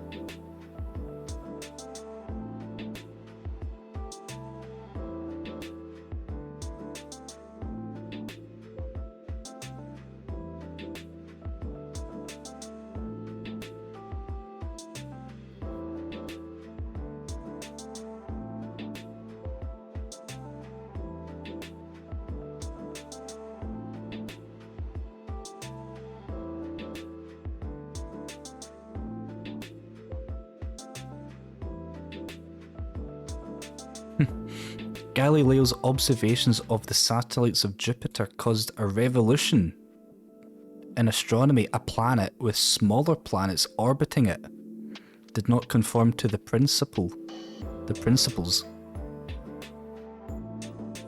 of Aristotelian cosmology.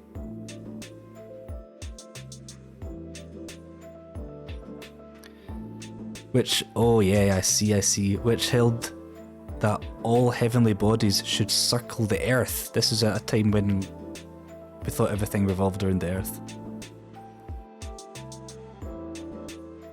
And many astronomers and philosophers initially refused to believe that Galileo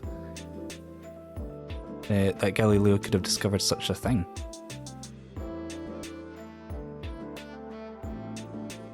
Then this guy confirmed, he went, yeah, I saw it too.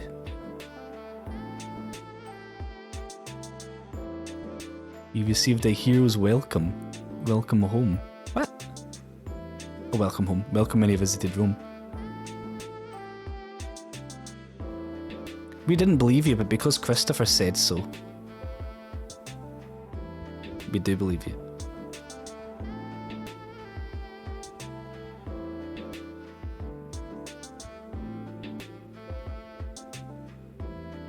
And then he had a look at Venus.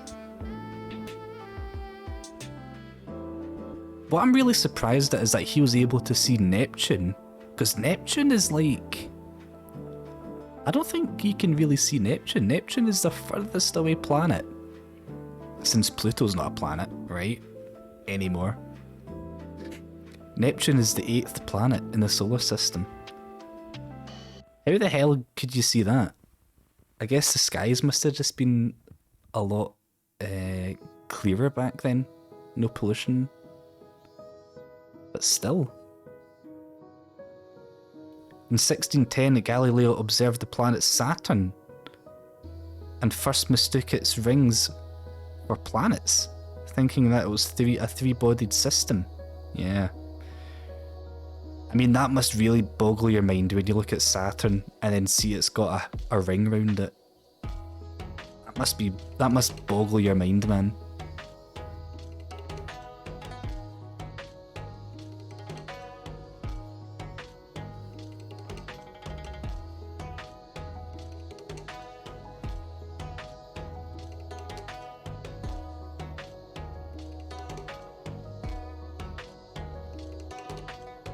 When he observed the planet later, Saturn's rings were directly orientated at Earth, causing him to think that two of the bodies had disappeared.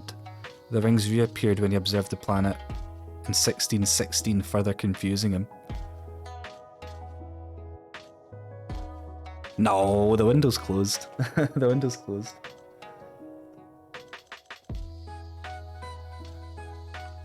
Let me have a look out the window, actually.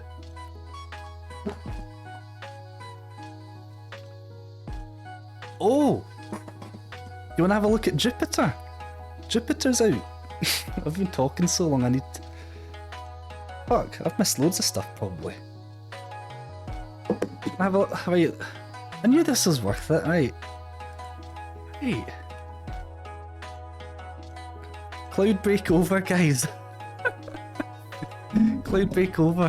Hang on a minute. It's been a cloud break for nearly 2 hours.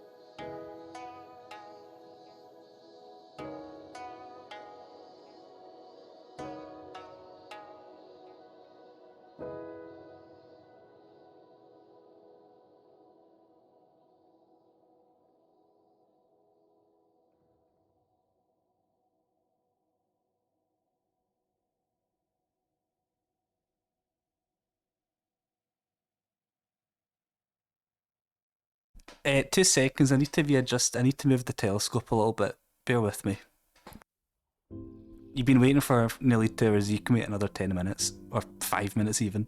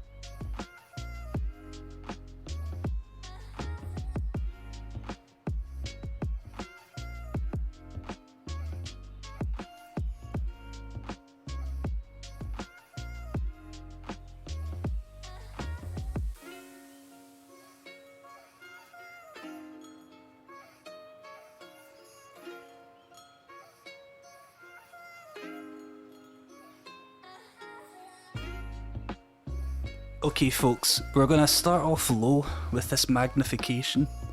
I've not got the auto align on, so I'm going to have to track it by hand, but it shouldn't be too difficult. Here we go then. Let's get this. Oh wait. Wait.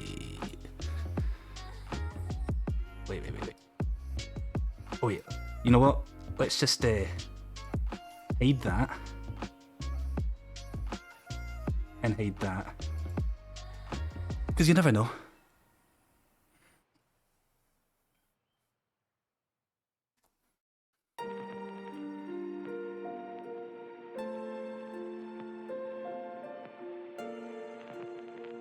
What's this?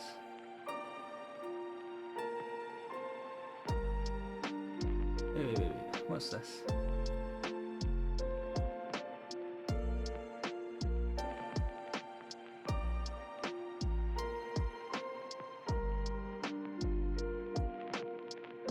Oh, overdone. Hang on.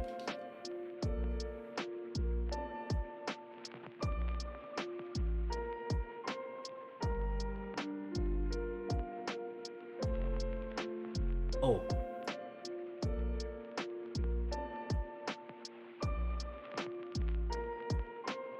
Right, there we go. Sorry. Okay, sorry, right, here we go.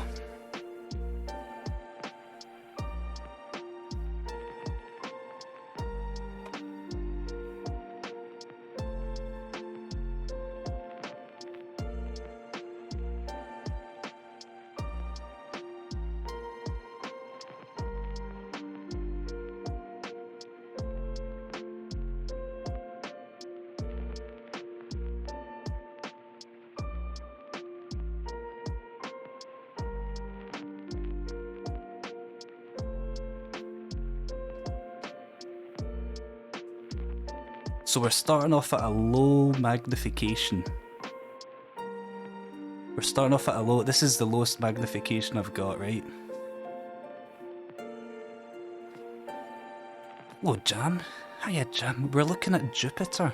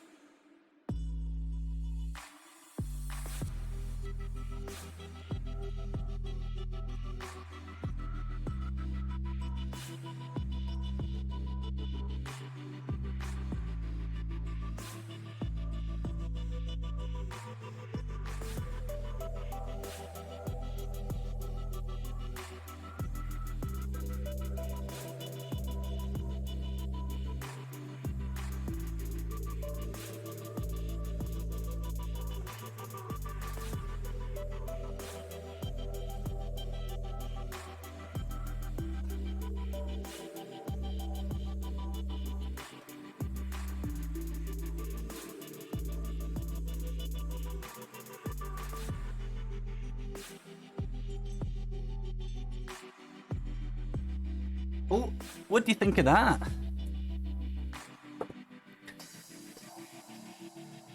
And that's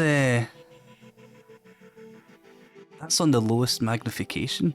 We can go much higher. Will we go higher?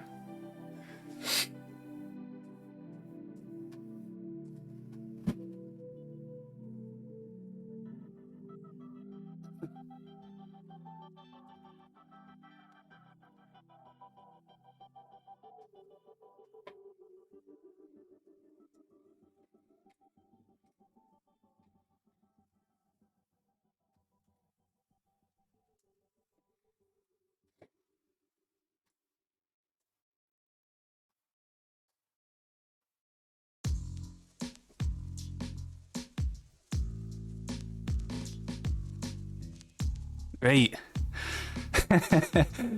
I'm gonna double. We'll slowly we'll gradually increase the magnification, right? So we've gone from. Let me get the calculator out. I think it's 50 divided by. So that's only 60 times magnification. The next jump, we will double that to. We will double it to 120. I'm using a Celestron.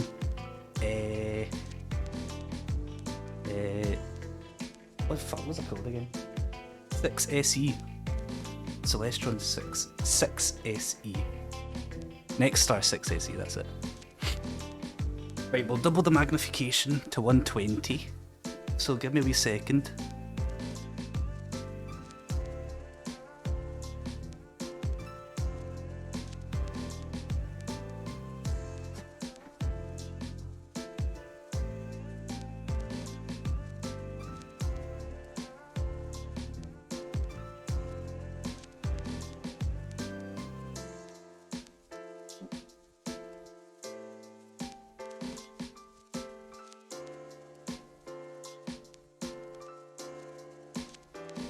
Oh, I tell a lie, that was at 120. That was at 120. Right, okay, let's go to... We will go from 120 magnification to...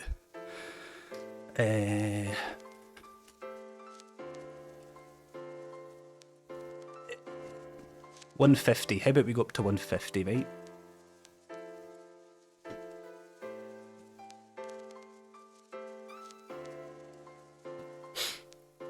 And I'm gonna,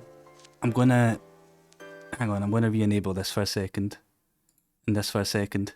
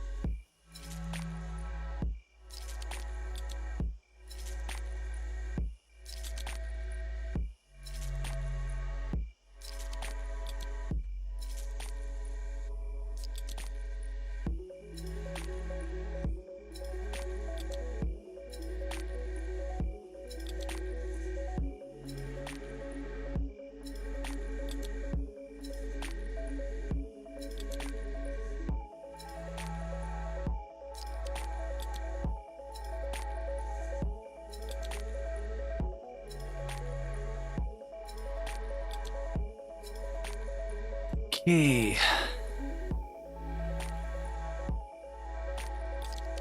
Let's go back to this. Give me a second while... No, it's not clouds.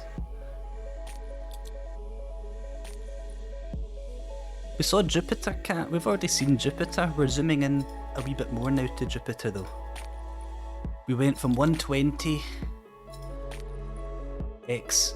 Now we're going to go to 150x. So give me a minute, I'm just going to find Jupiter.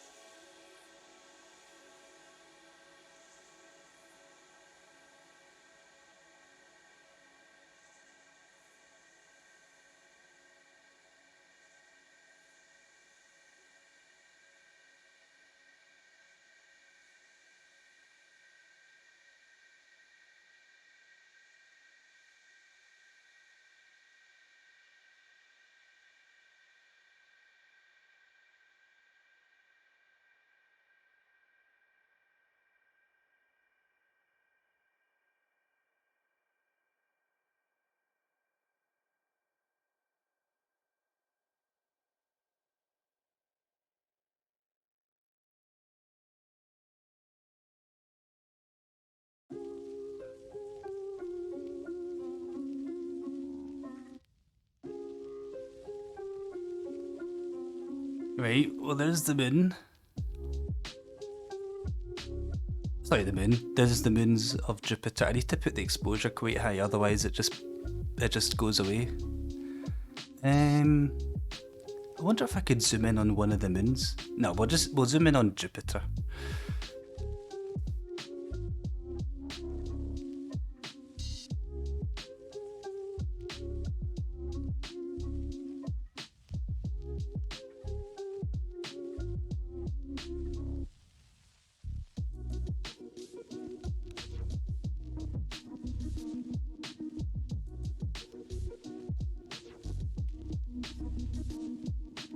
Say boing, boing, boing. Hello.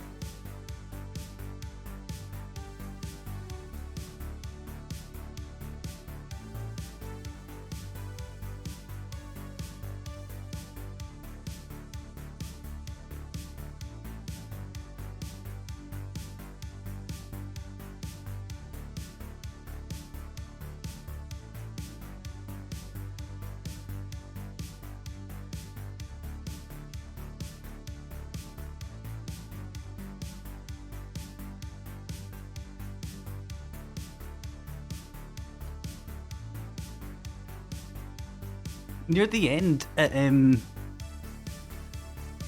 near the end, I don't know if you noticed, but it was going a wee bit blurry. It was going a little bit blurry. I don't know.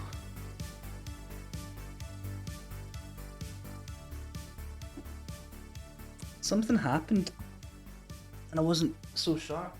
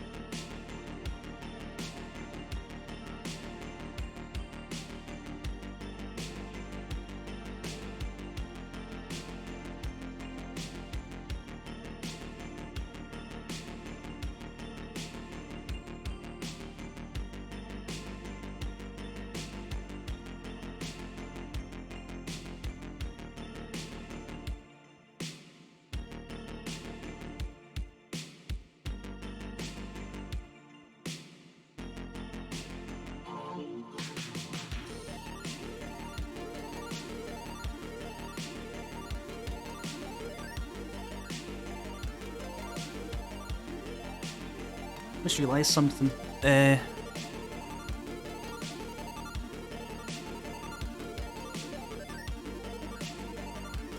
Let me do something that'll maybe make this a bit better.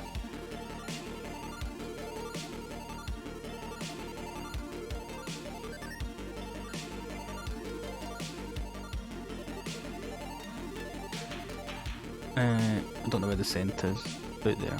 I don't know. I don't know where the centre is.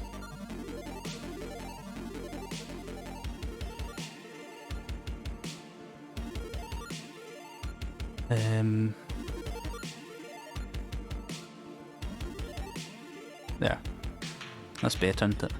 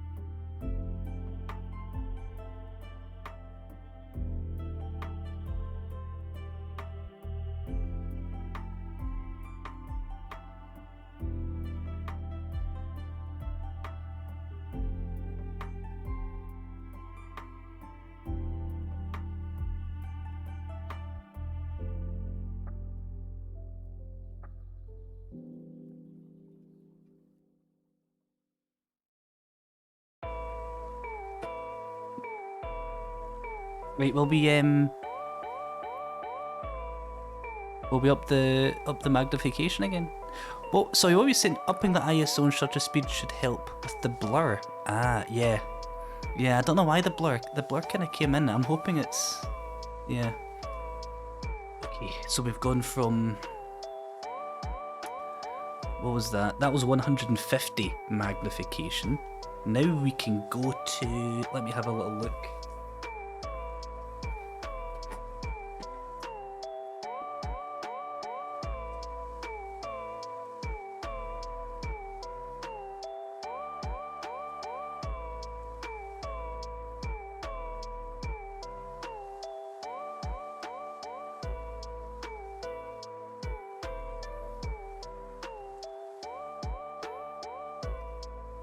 think the next we can go up to will be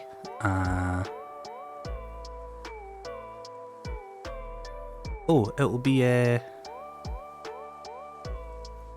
mean, I don't. I could just go bang full magnification, but I thought it'd be cool to maybe bump it up in increments.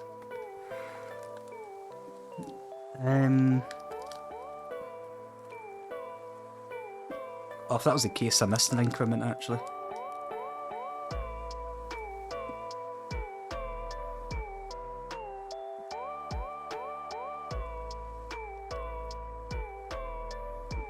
I'm trying to work out in my head what's the next one. What the next one will be. That was a 10, so it doesn't really do anything that one. In fact, let me try something. I want to try something. Wait. I want to test this. I'm gonna test something.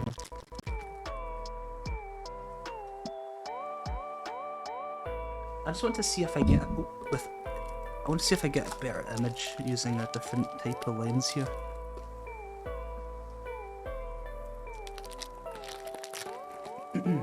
It would be the same magnification, right? But I bought a set of lenses. I bought a set of new lenses, and one of them, I can basically get the same magnification with a new lens. I just want to see, out of curiosity, if this is any better, right? So I'm going to put you back to... I'm going to bring this back up. Wait, not that. I'm going to bring this back up, right?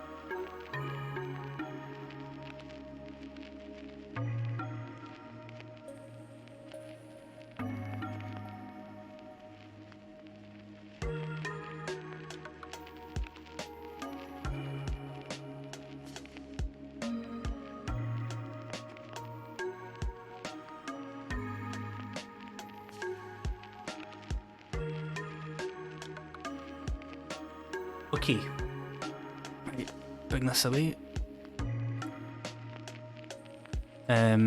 So this is going to be the same magnification that we were on, but I'm just curious because the lens I used previously, the last time we saw, I won't discover any planet. The last time we looked at Jupiter, that was with a lens I've had since I had my old telescope. And it's probably fine, but it's not been very well maintained. So I've got a brand new lens, which is the same strength and everything. I'm curious if it just gives a different image, a better quality image. at the same magnification, so let's have a little look.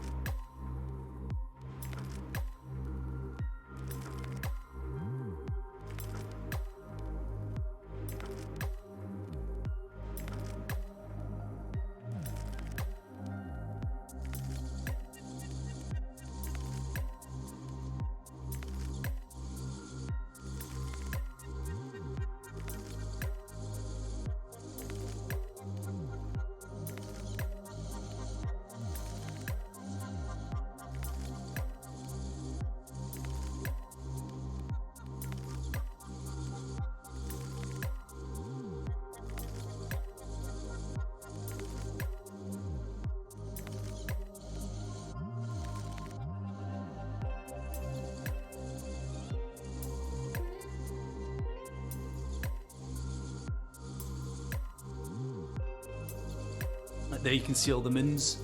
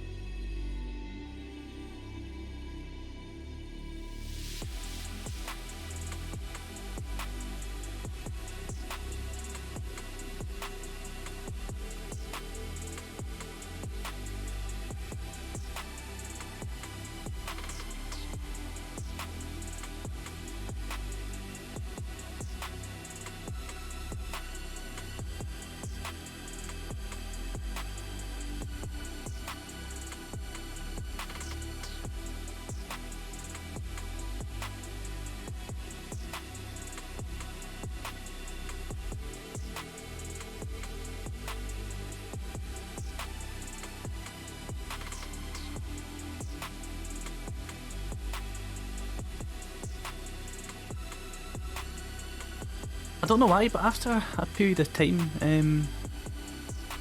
well, let's try video mode. Yeah, let's see what video mode does.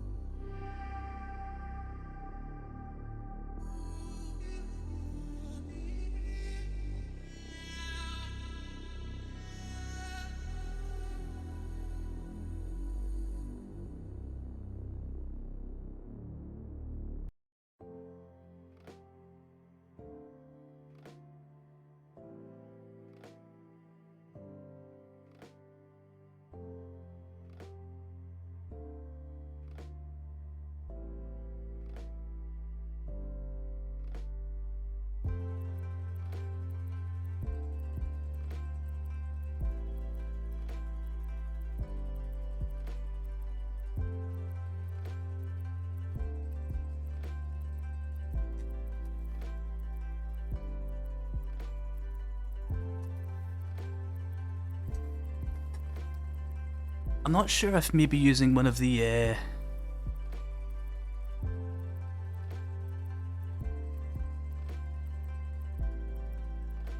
I'm not sure if maybe putting on one of the filters I've got like a filter which will let me Google something actually.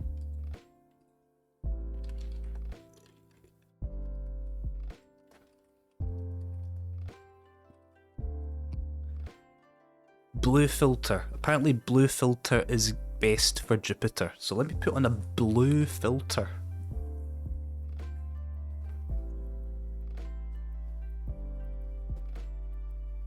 I've got one.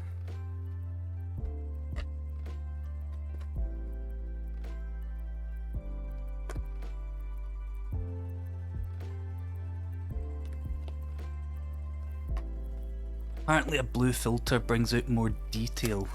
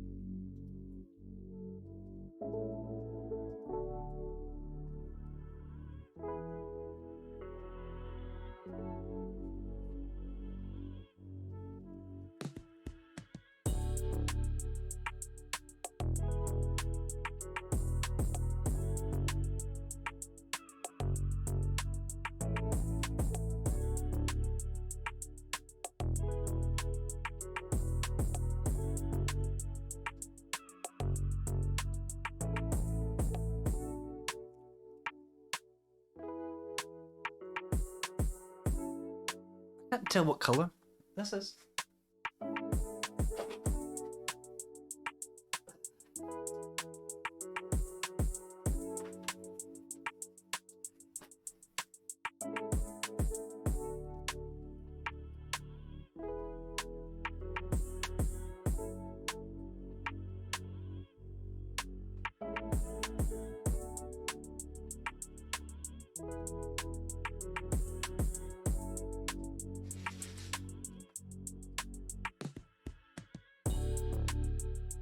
Ah, I was about to put a purple one on. Right, I've got a blue filter.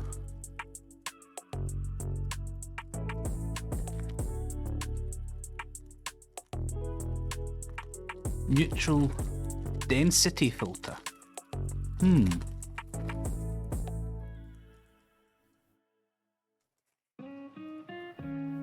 I have a filter which just looks kind of like a little bit foggy.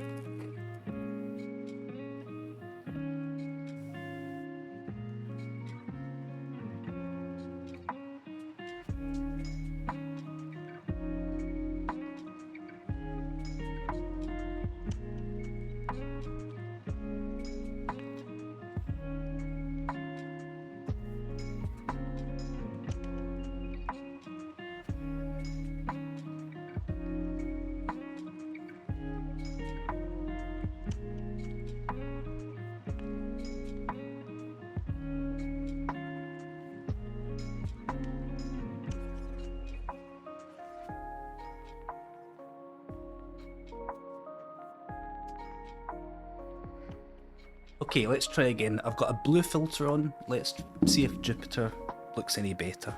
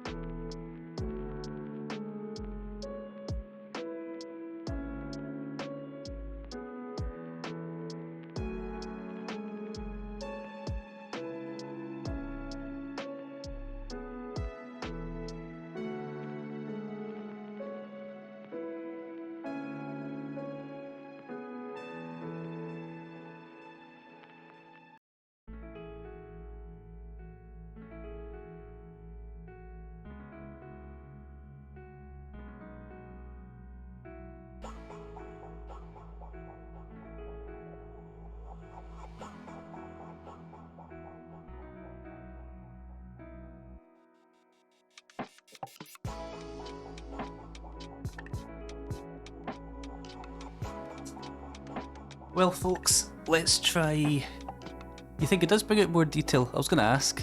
I couldn't really tell. Right, let's get on with up and up. Let's bump up the. Let's bump up the magnification. Shall we?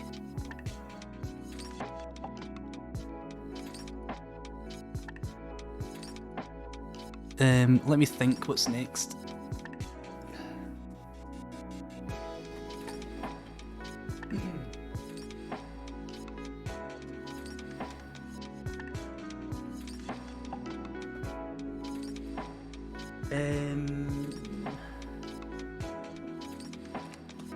I could go 9. That was a 10 mil, so that's a 10mm lens. I could go to a 9. In fact, yeah, let's do the 9. It's not going to be that much different, but it's going to exclude a Barlow lens. The Barlow lens doubles the magnification. So I had a 20mm in with a Barlow lens, which effectively makes it a 10mm lens. And I'm going to put in a 9mm lens, which will give us a little bit more magnification, but I'm quite interested to see if taking out the Barlow lens helps. It probably does, because it's an extra layer or couple layers of glass that it doesn't need to travel through. So I'm curious to see if we get a better image. So bear with me. I'm going to put this back up. Put that back up. Wait, what? Wait. Wait a minute.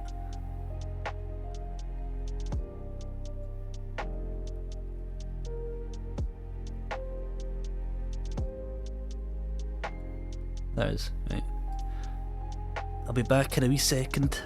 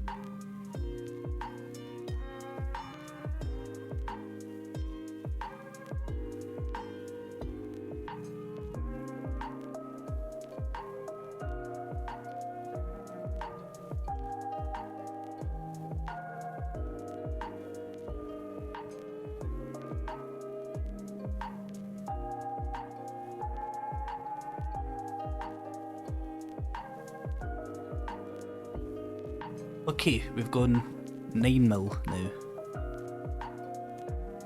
Hiya, Farmer Link, how you doing?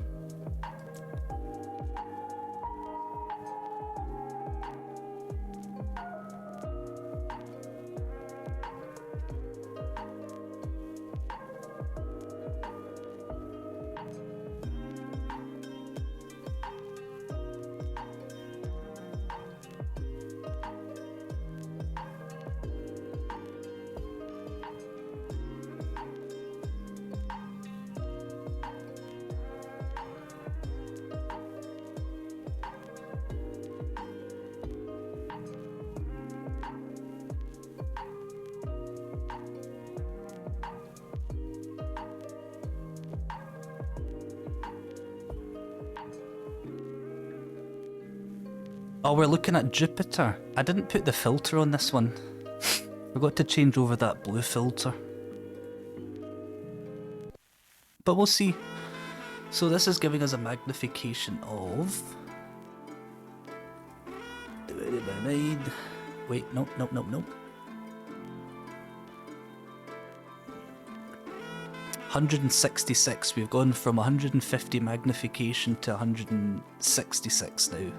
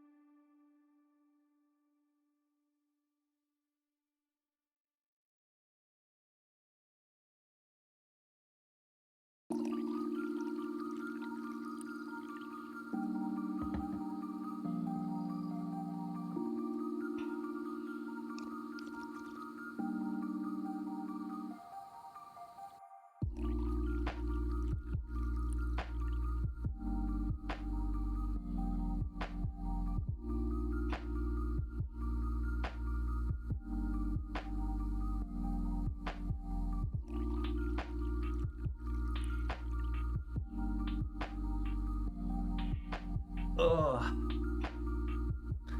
What do you think of that?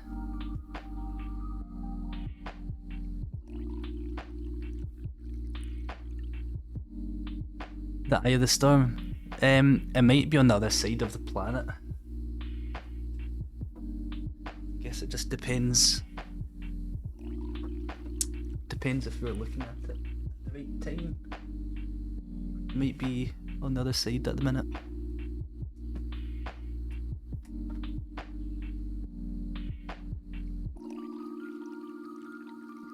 What I'll do is I'll quickly put on. I'm gonna quickly put on that blue filter.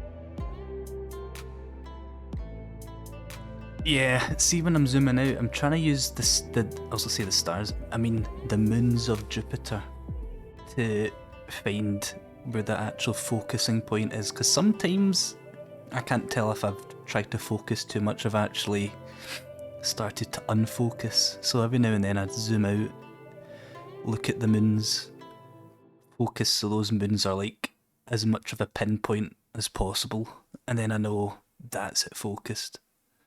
That's why I zoom out sometimes. Okay, right, let's go up another, let's bump up. Let's bump it up.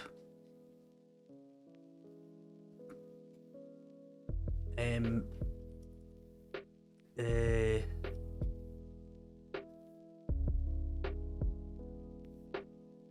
let's go to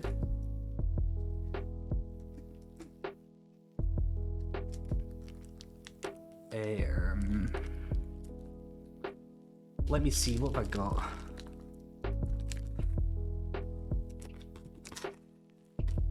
We're gonna go all the way from now. Magnification isn't gonna necessarily give you better image quality. It's what matters more, from what I understand, is how much light you're getting, your aperture size. That is arguably more important than how far you can zoom. So just because I'm zooming in doesn't necessarily mean it's gonna look significantly better. Like if I zoom in, if I go double the zoom, it's not gonna look double as good.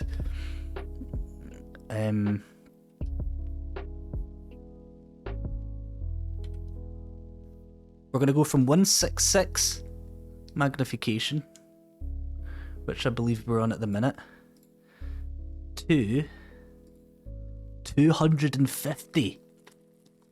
250. Right? We're going all the way to all the way up to 250 mag. And that's not us even reached the top yet. We've still got a couple more to go. So bear with me.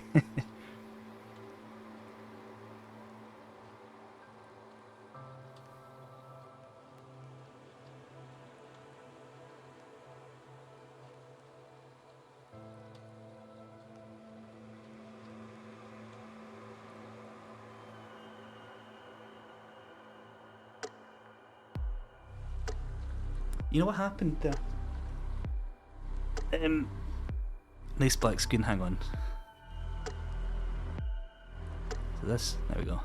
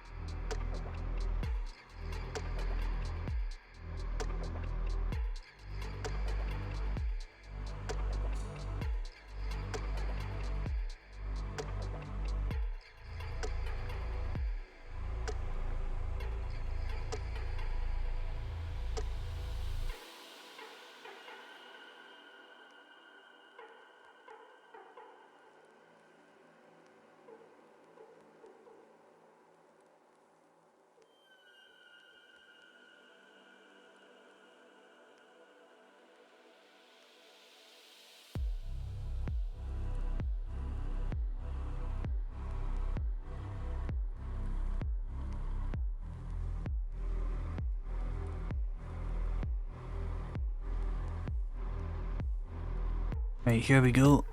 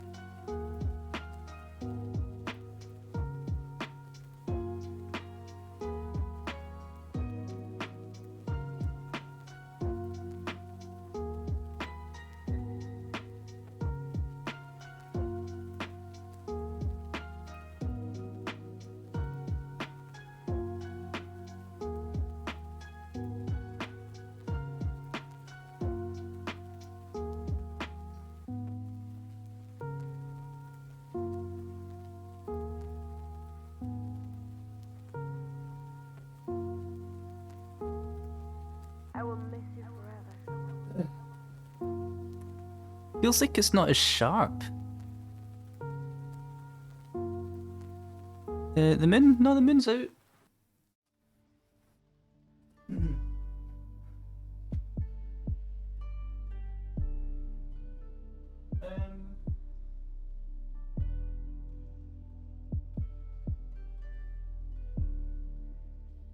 We can try take a look at the moon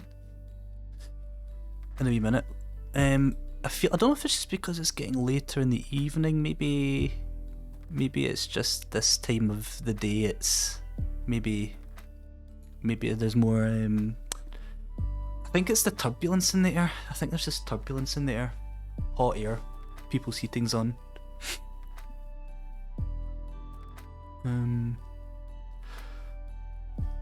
Right, so that was 250 mil. That was 250. I think we have got.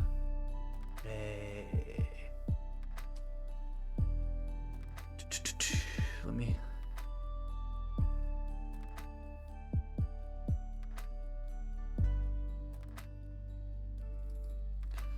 Let's see. I've got.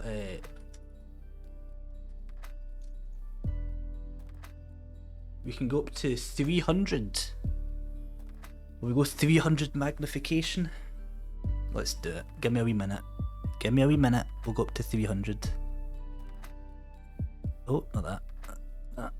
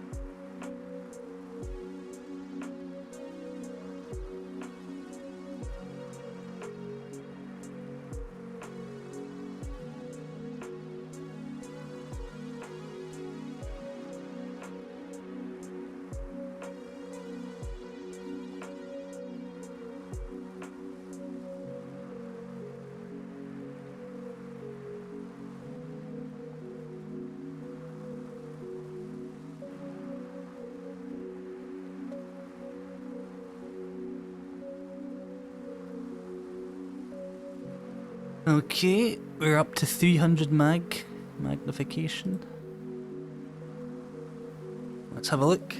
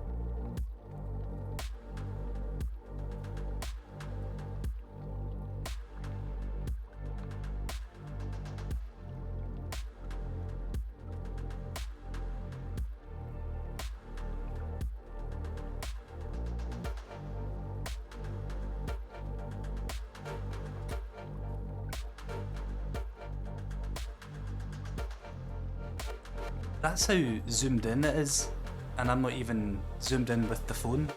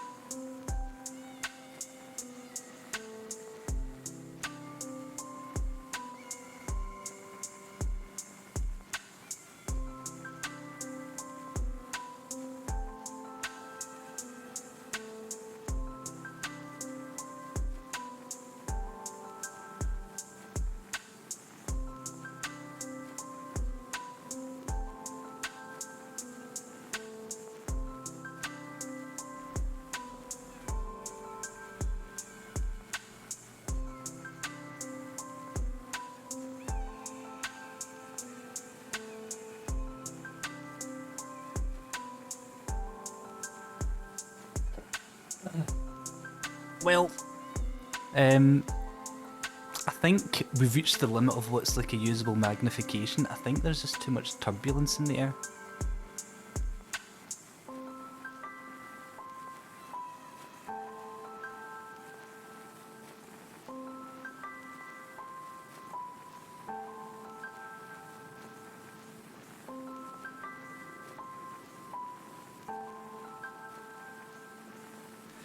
I think so anyway.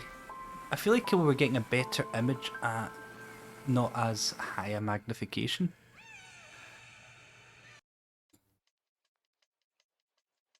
I feel like we hit the sweet spot.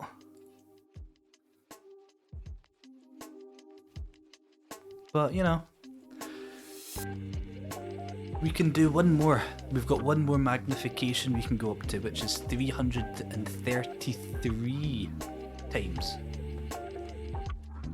So we can go from 300 to 333. So let's do that. Let's do that. And we'll see what that looks like.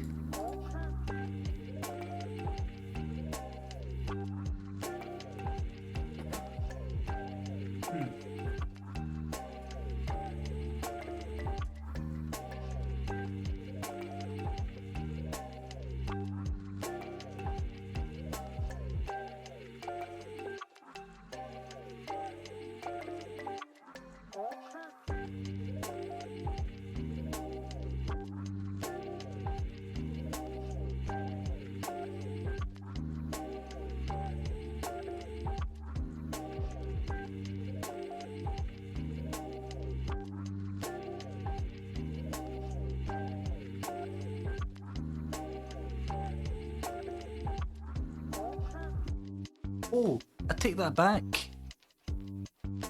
Oh fuck. Right. I was using a higher magnification there. I messed up. It looked blurry. I think it looked blurry there because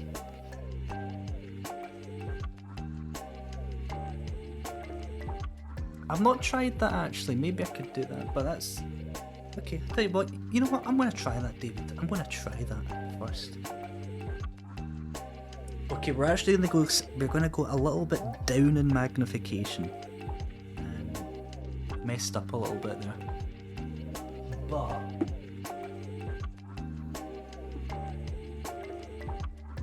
it should be a clearer image because I think I was magnifying there at a magnification that the telescope can't even do. So.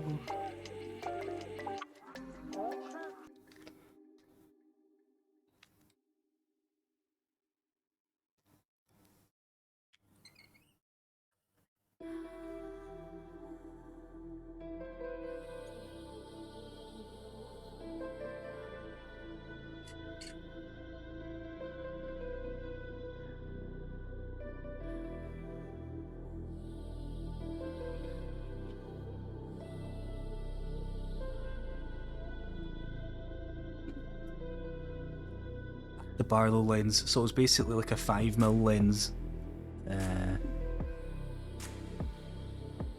Yeah. I was trying to wait.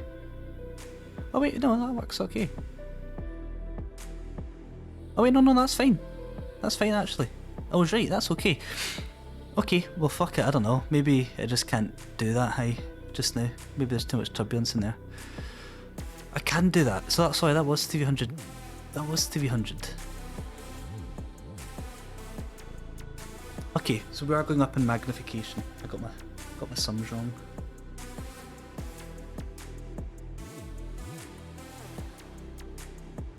Right, let's see what happens.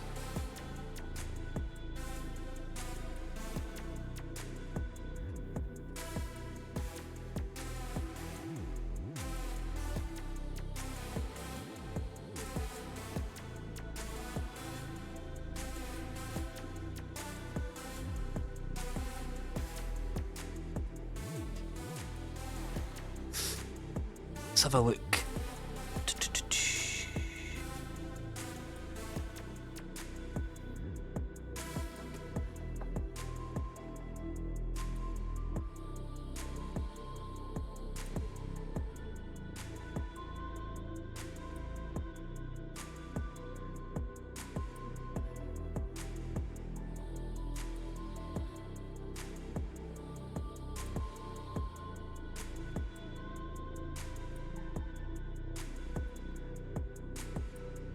You know what? It might have been because it was an old.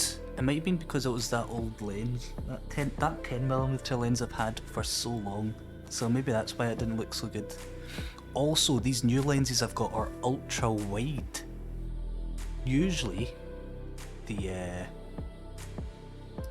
usually the higher the magnification, the narrower the field of view. But I've got special ultra wide lenses, so even when they're super zoomed in, you still have a wider field of view than you would have otherwise.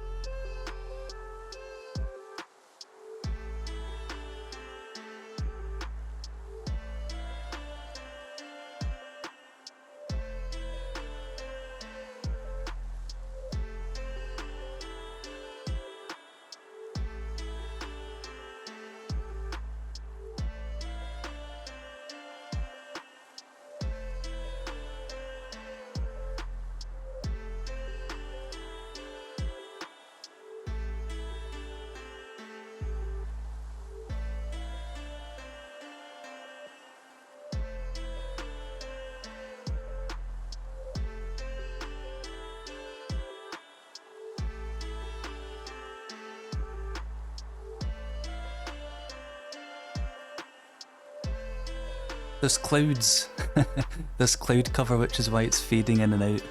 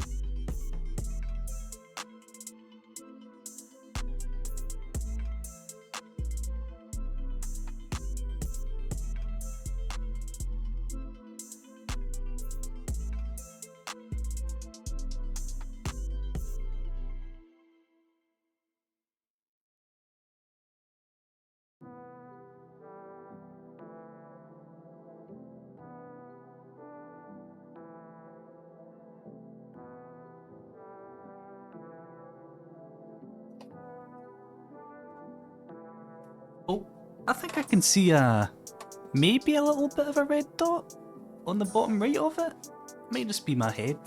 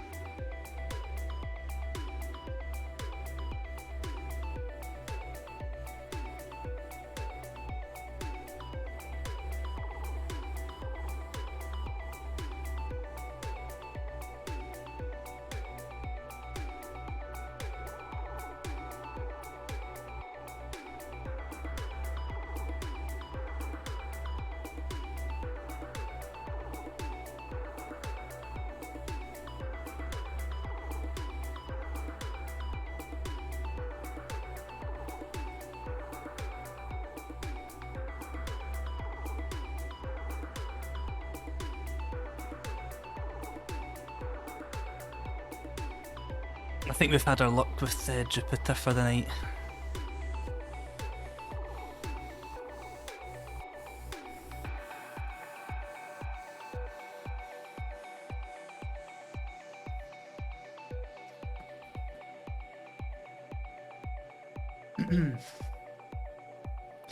I think it's I don't know. It's appearing very blurry now.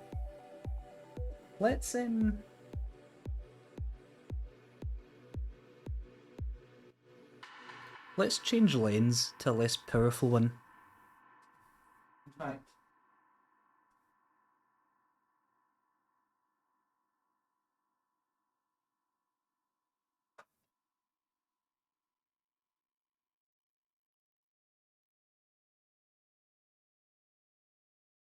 Would you come with me and run away?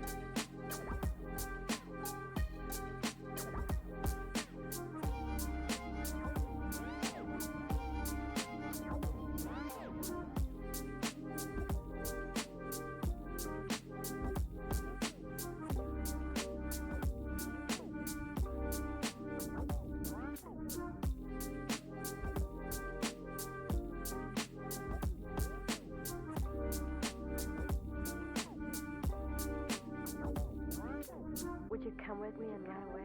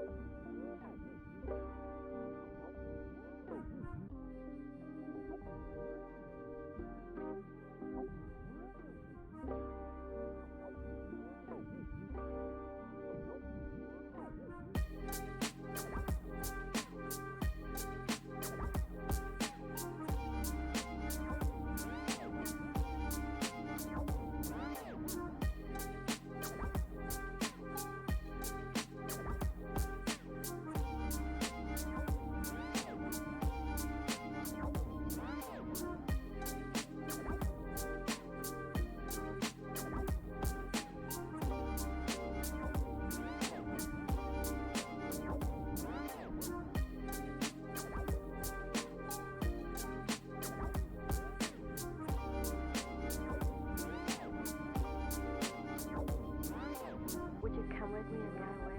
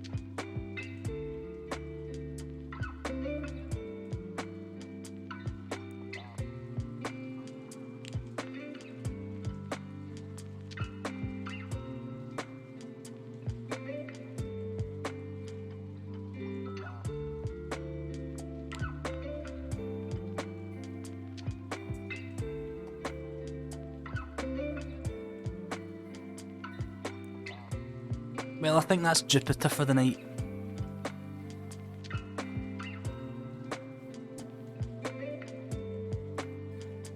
I think that's Jupiter for the night. Gone.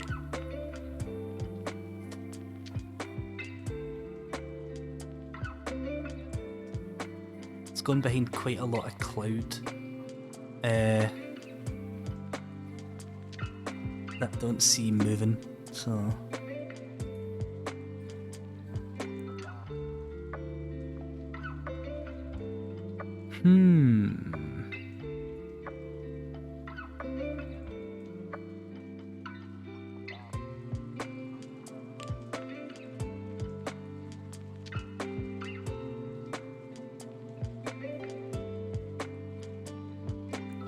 Give me a little minute. I'm going to try and see if I can get a quick view of the moon. Bear with me, folks. In fact, let me do this. Let me see if I can angle this for the moon. There.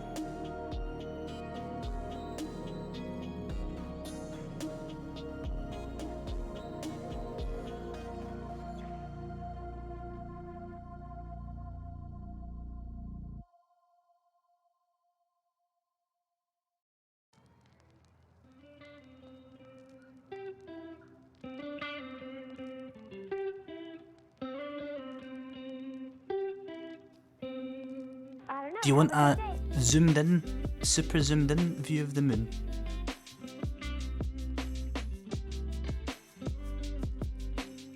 I've still got that lens on it that we used last time.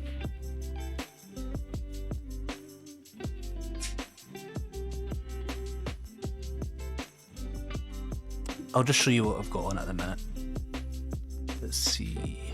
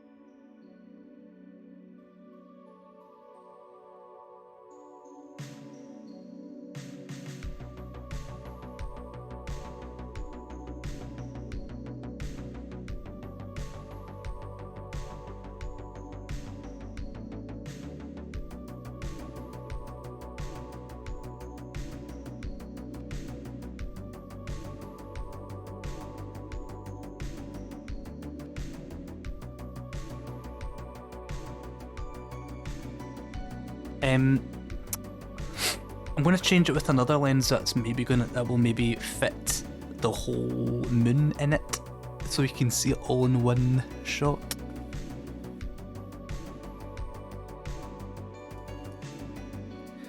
Let me have a look. What lens should I use?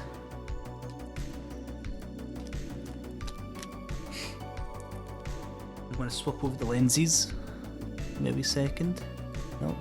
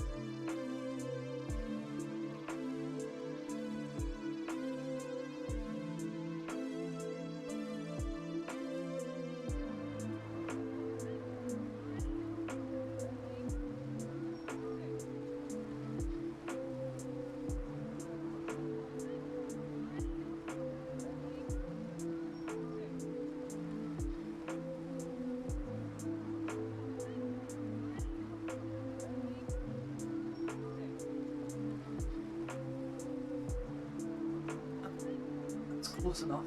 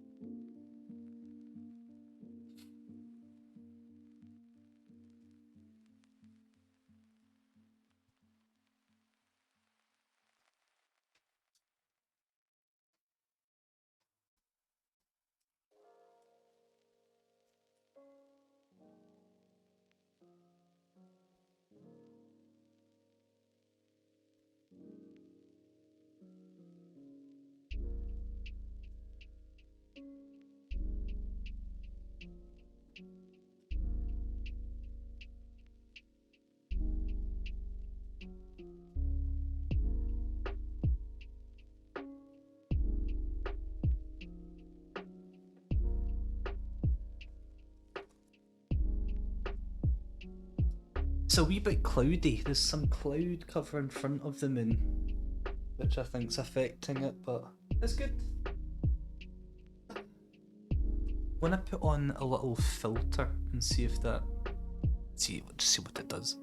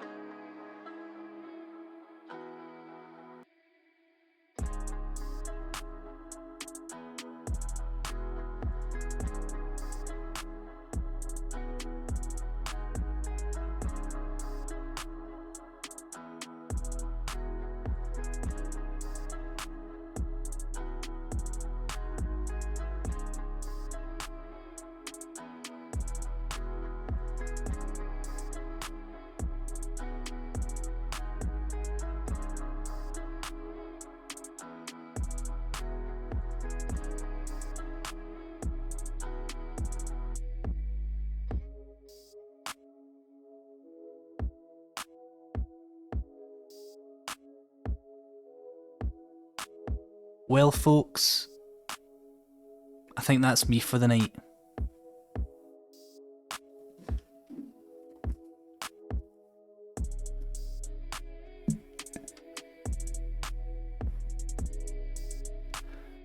I'm gonna go just now. But thanks for watching. I hope you enjoyed it. Oh, Munch. Munch resubscribed. I didn't even notice. Thank you, Munch. Oh. I wasn't here. I was too busy doing other things. That was ages ago. Well, folks, thank you very much for watching. I'm gonna go and close the window because it's very, very cold. However, tomorrow we should have clear skies, very clear skies, and we will hopefully, assuming the weather forecast doesn't change and clouds come in, we should have a look at Saturn. How cool will that be? We will have a look at the rings of Saturn live, and maybe even have a little look at Mars, and maybe we'll have a look at Jupiter again. But thanks for watching, hope you enjoyed it, and I'll see you tomorrow hopefully. Good night. Bye. Oh, Coder Dix, thanks for jumping in. I was just about to end.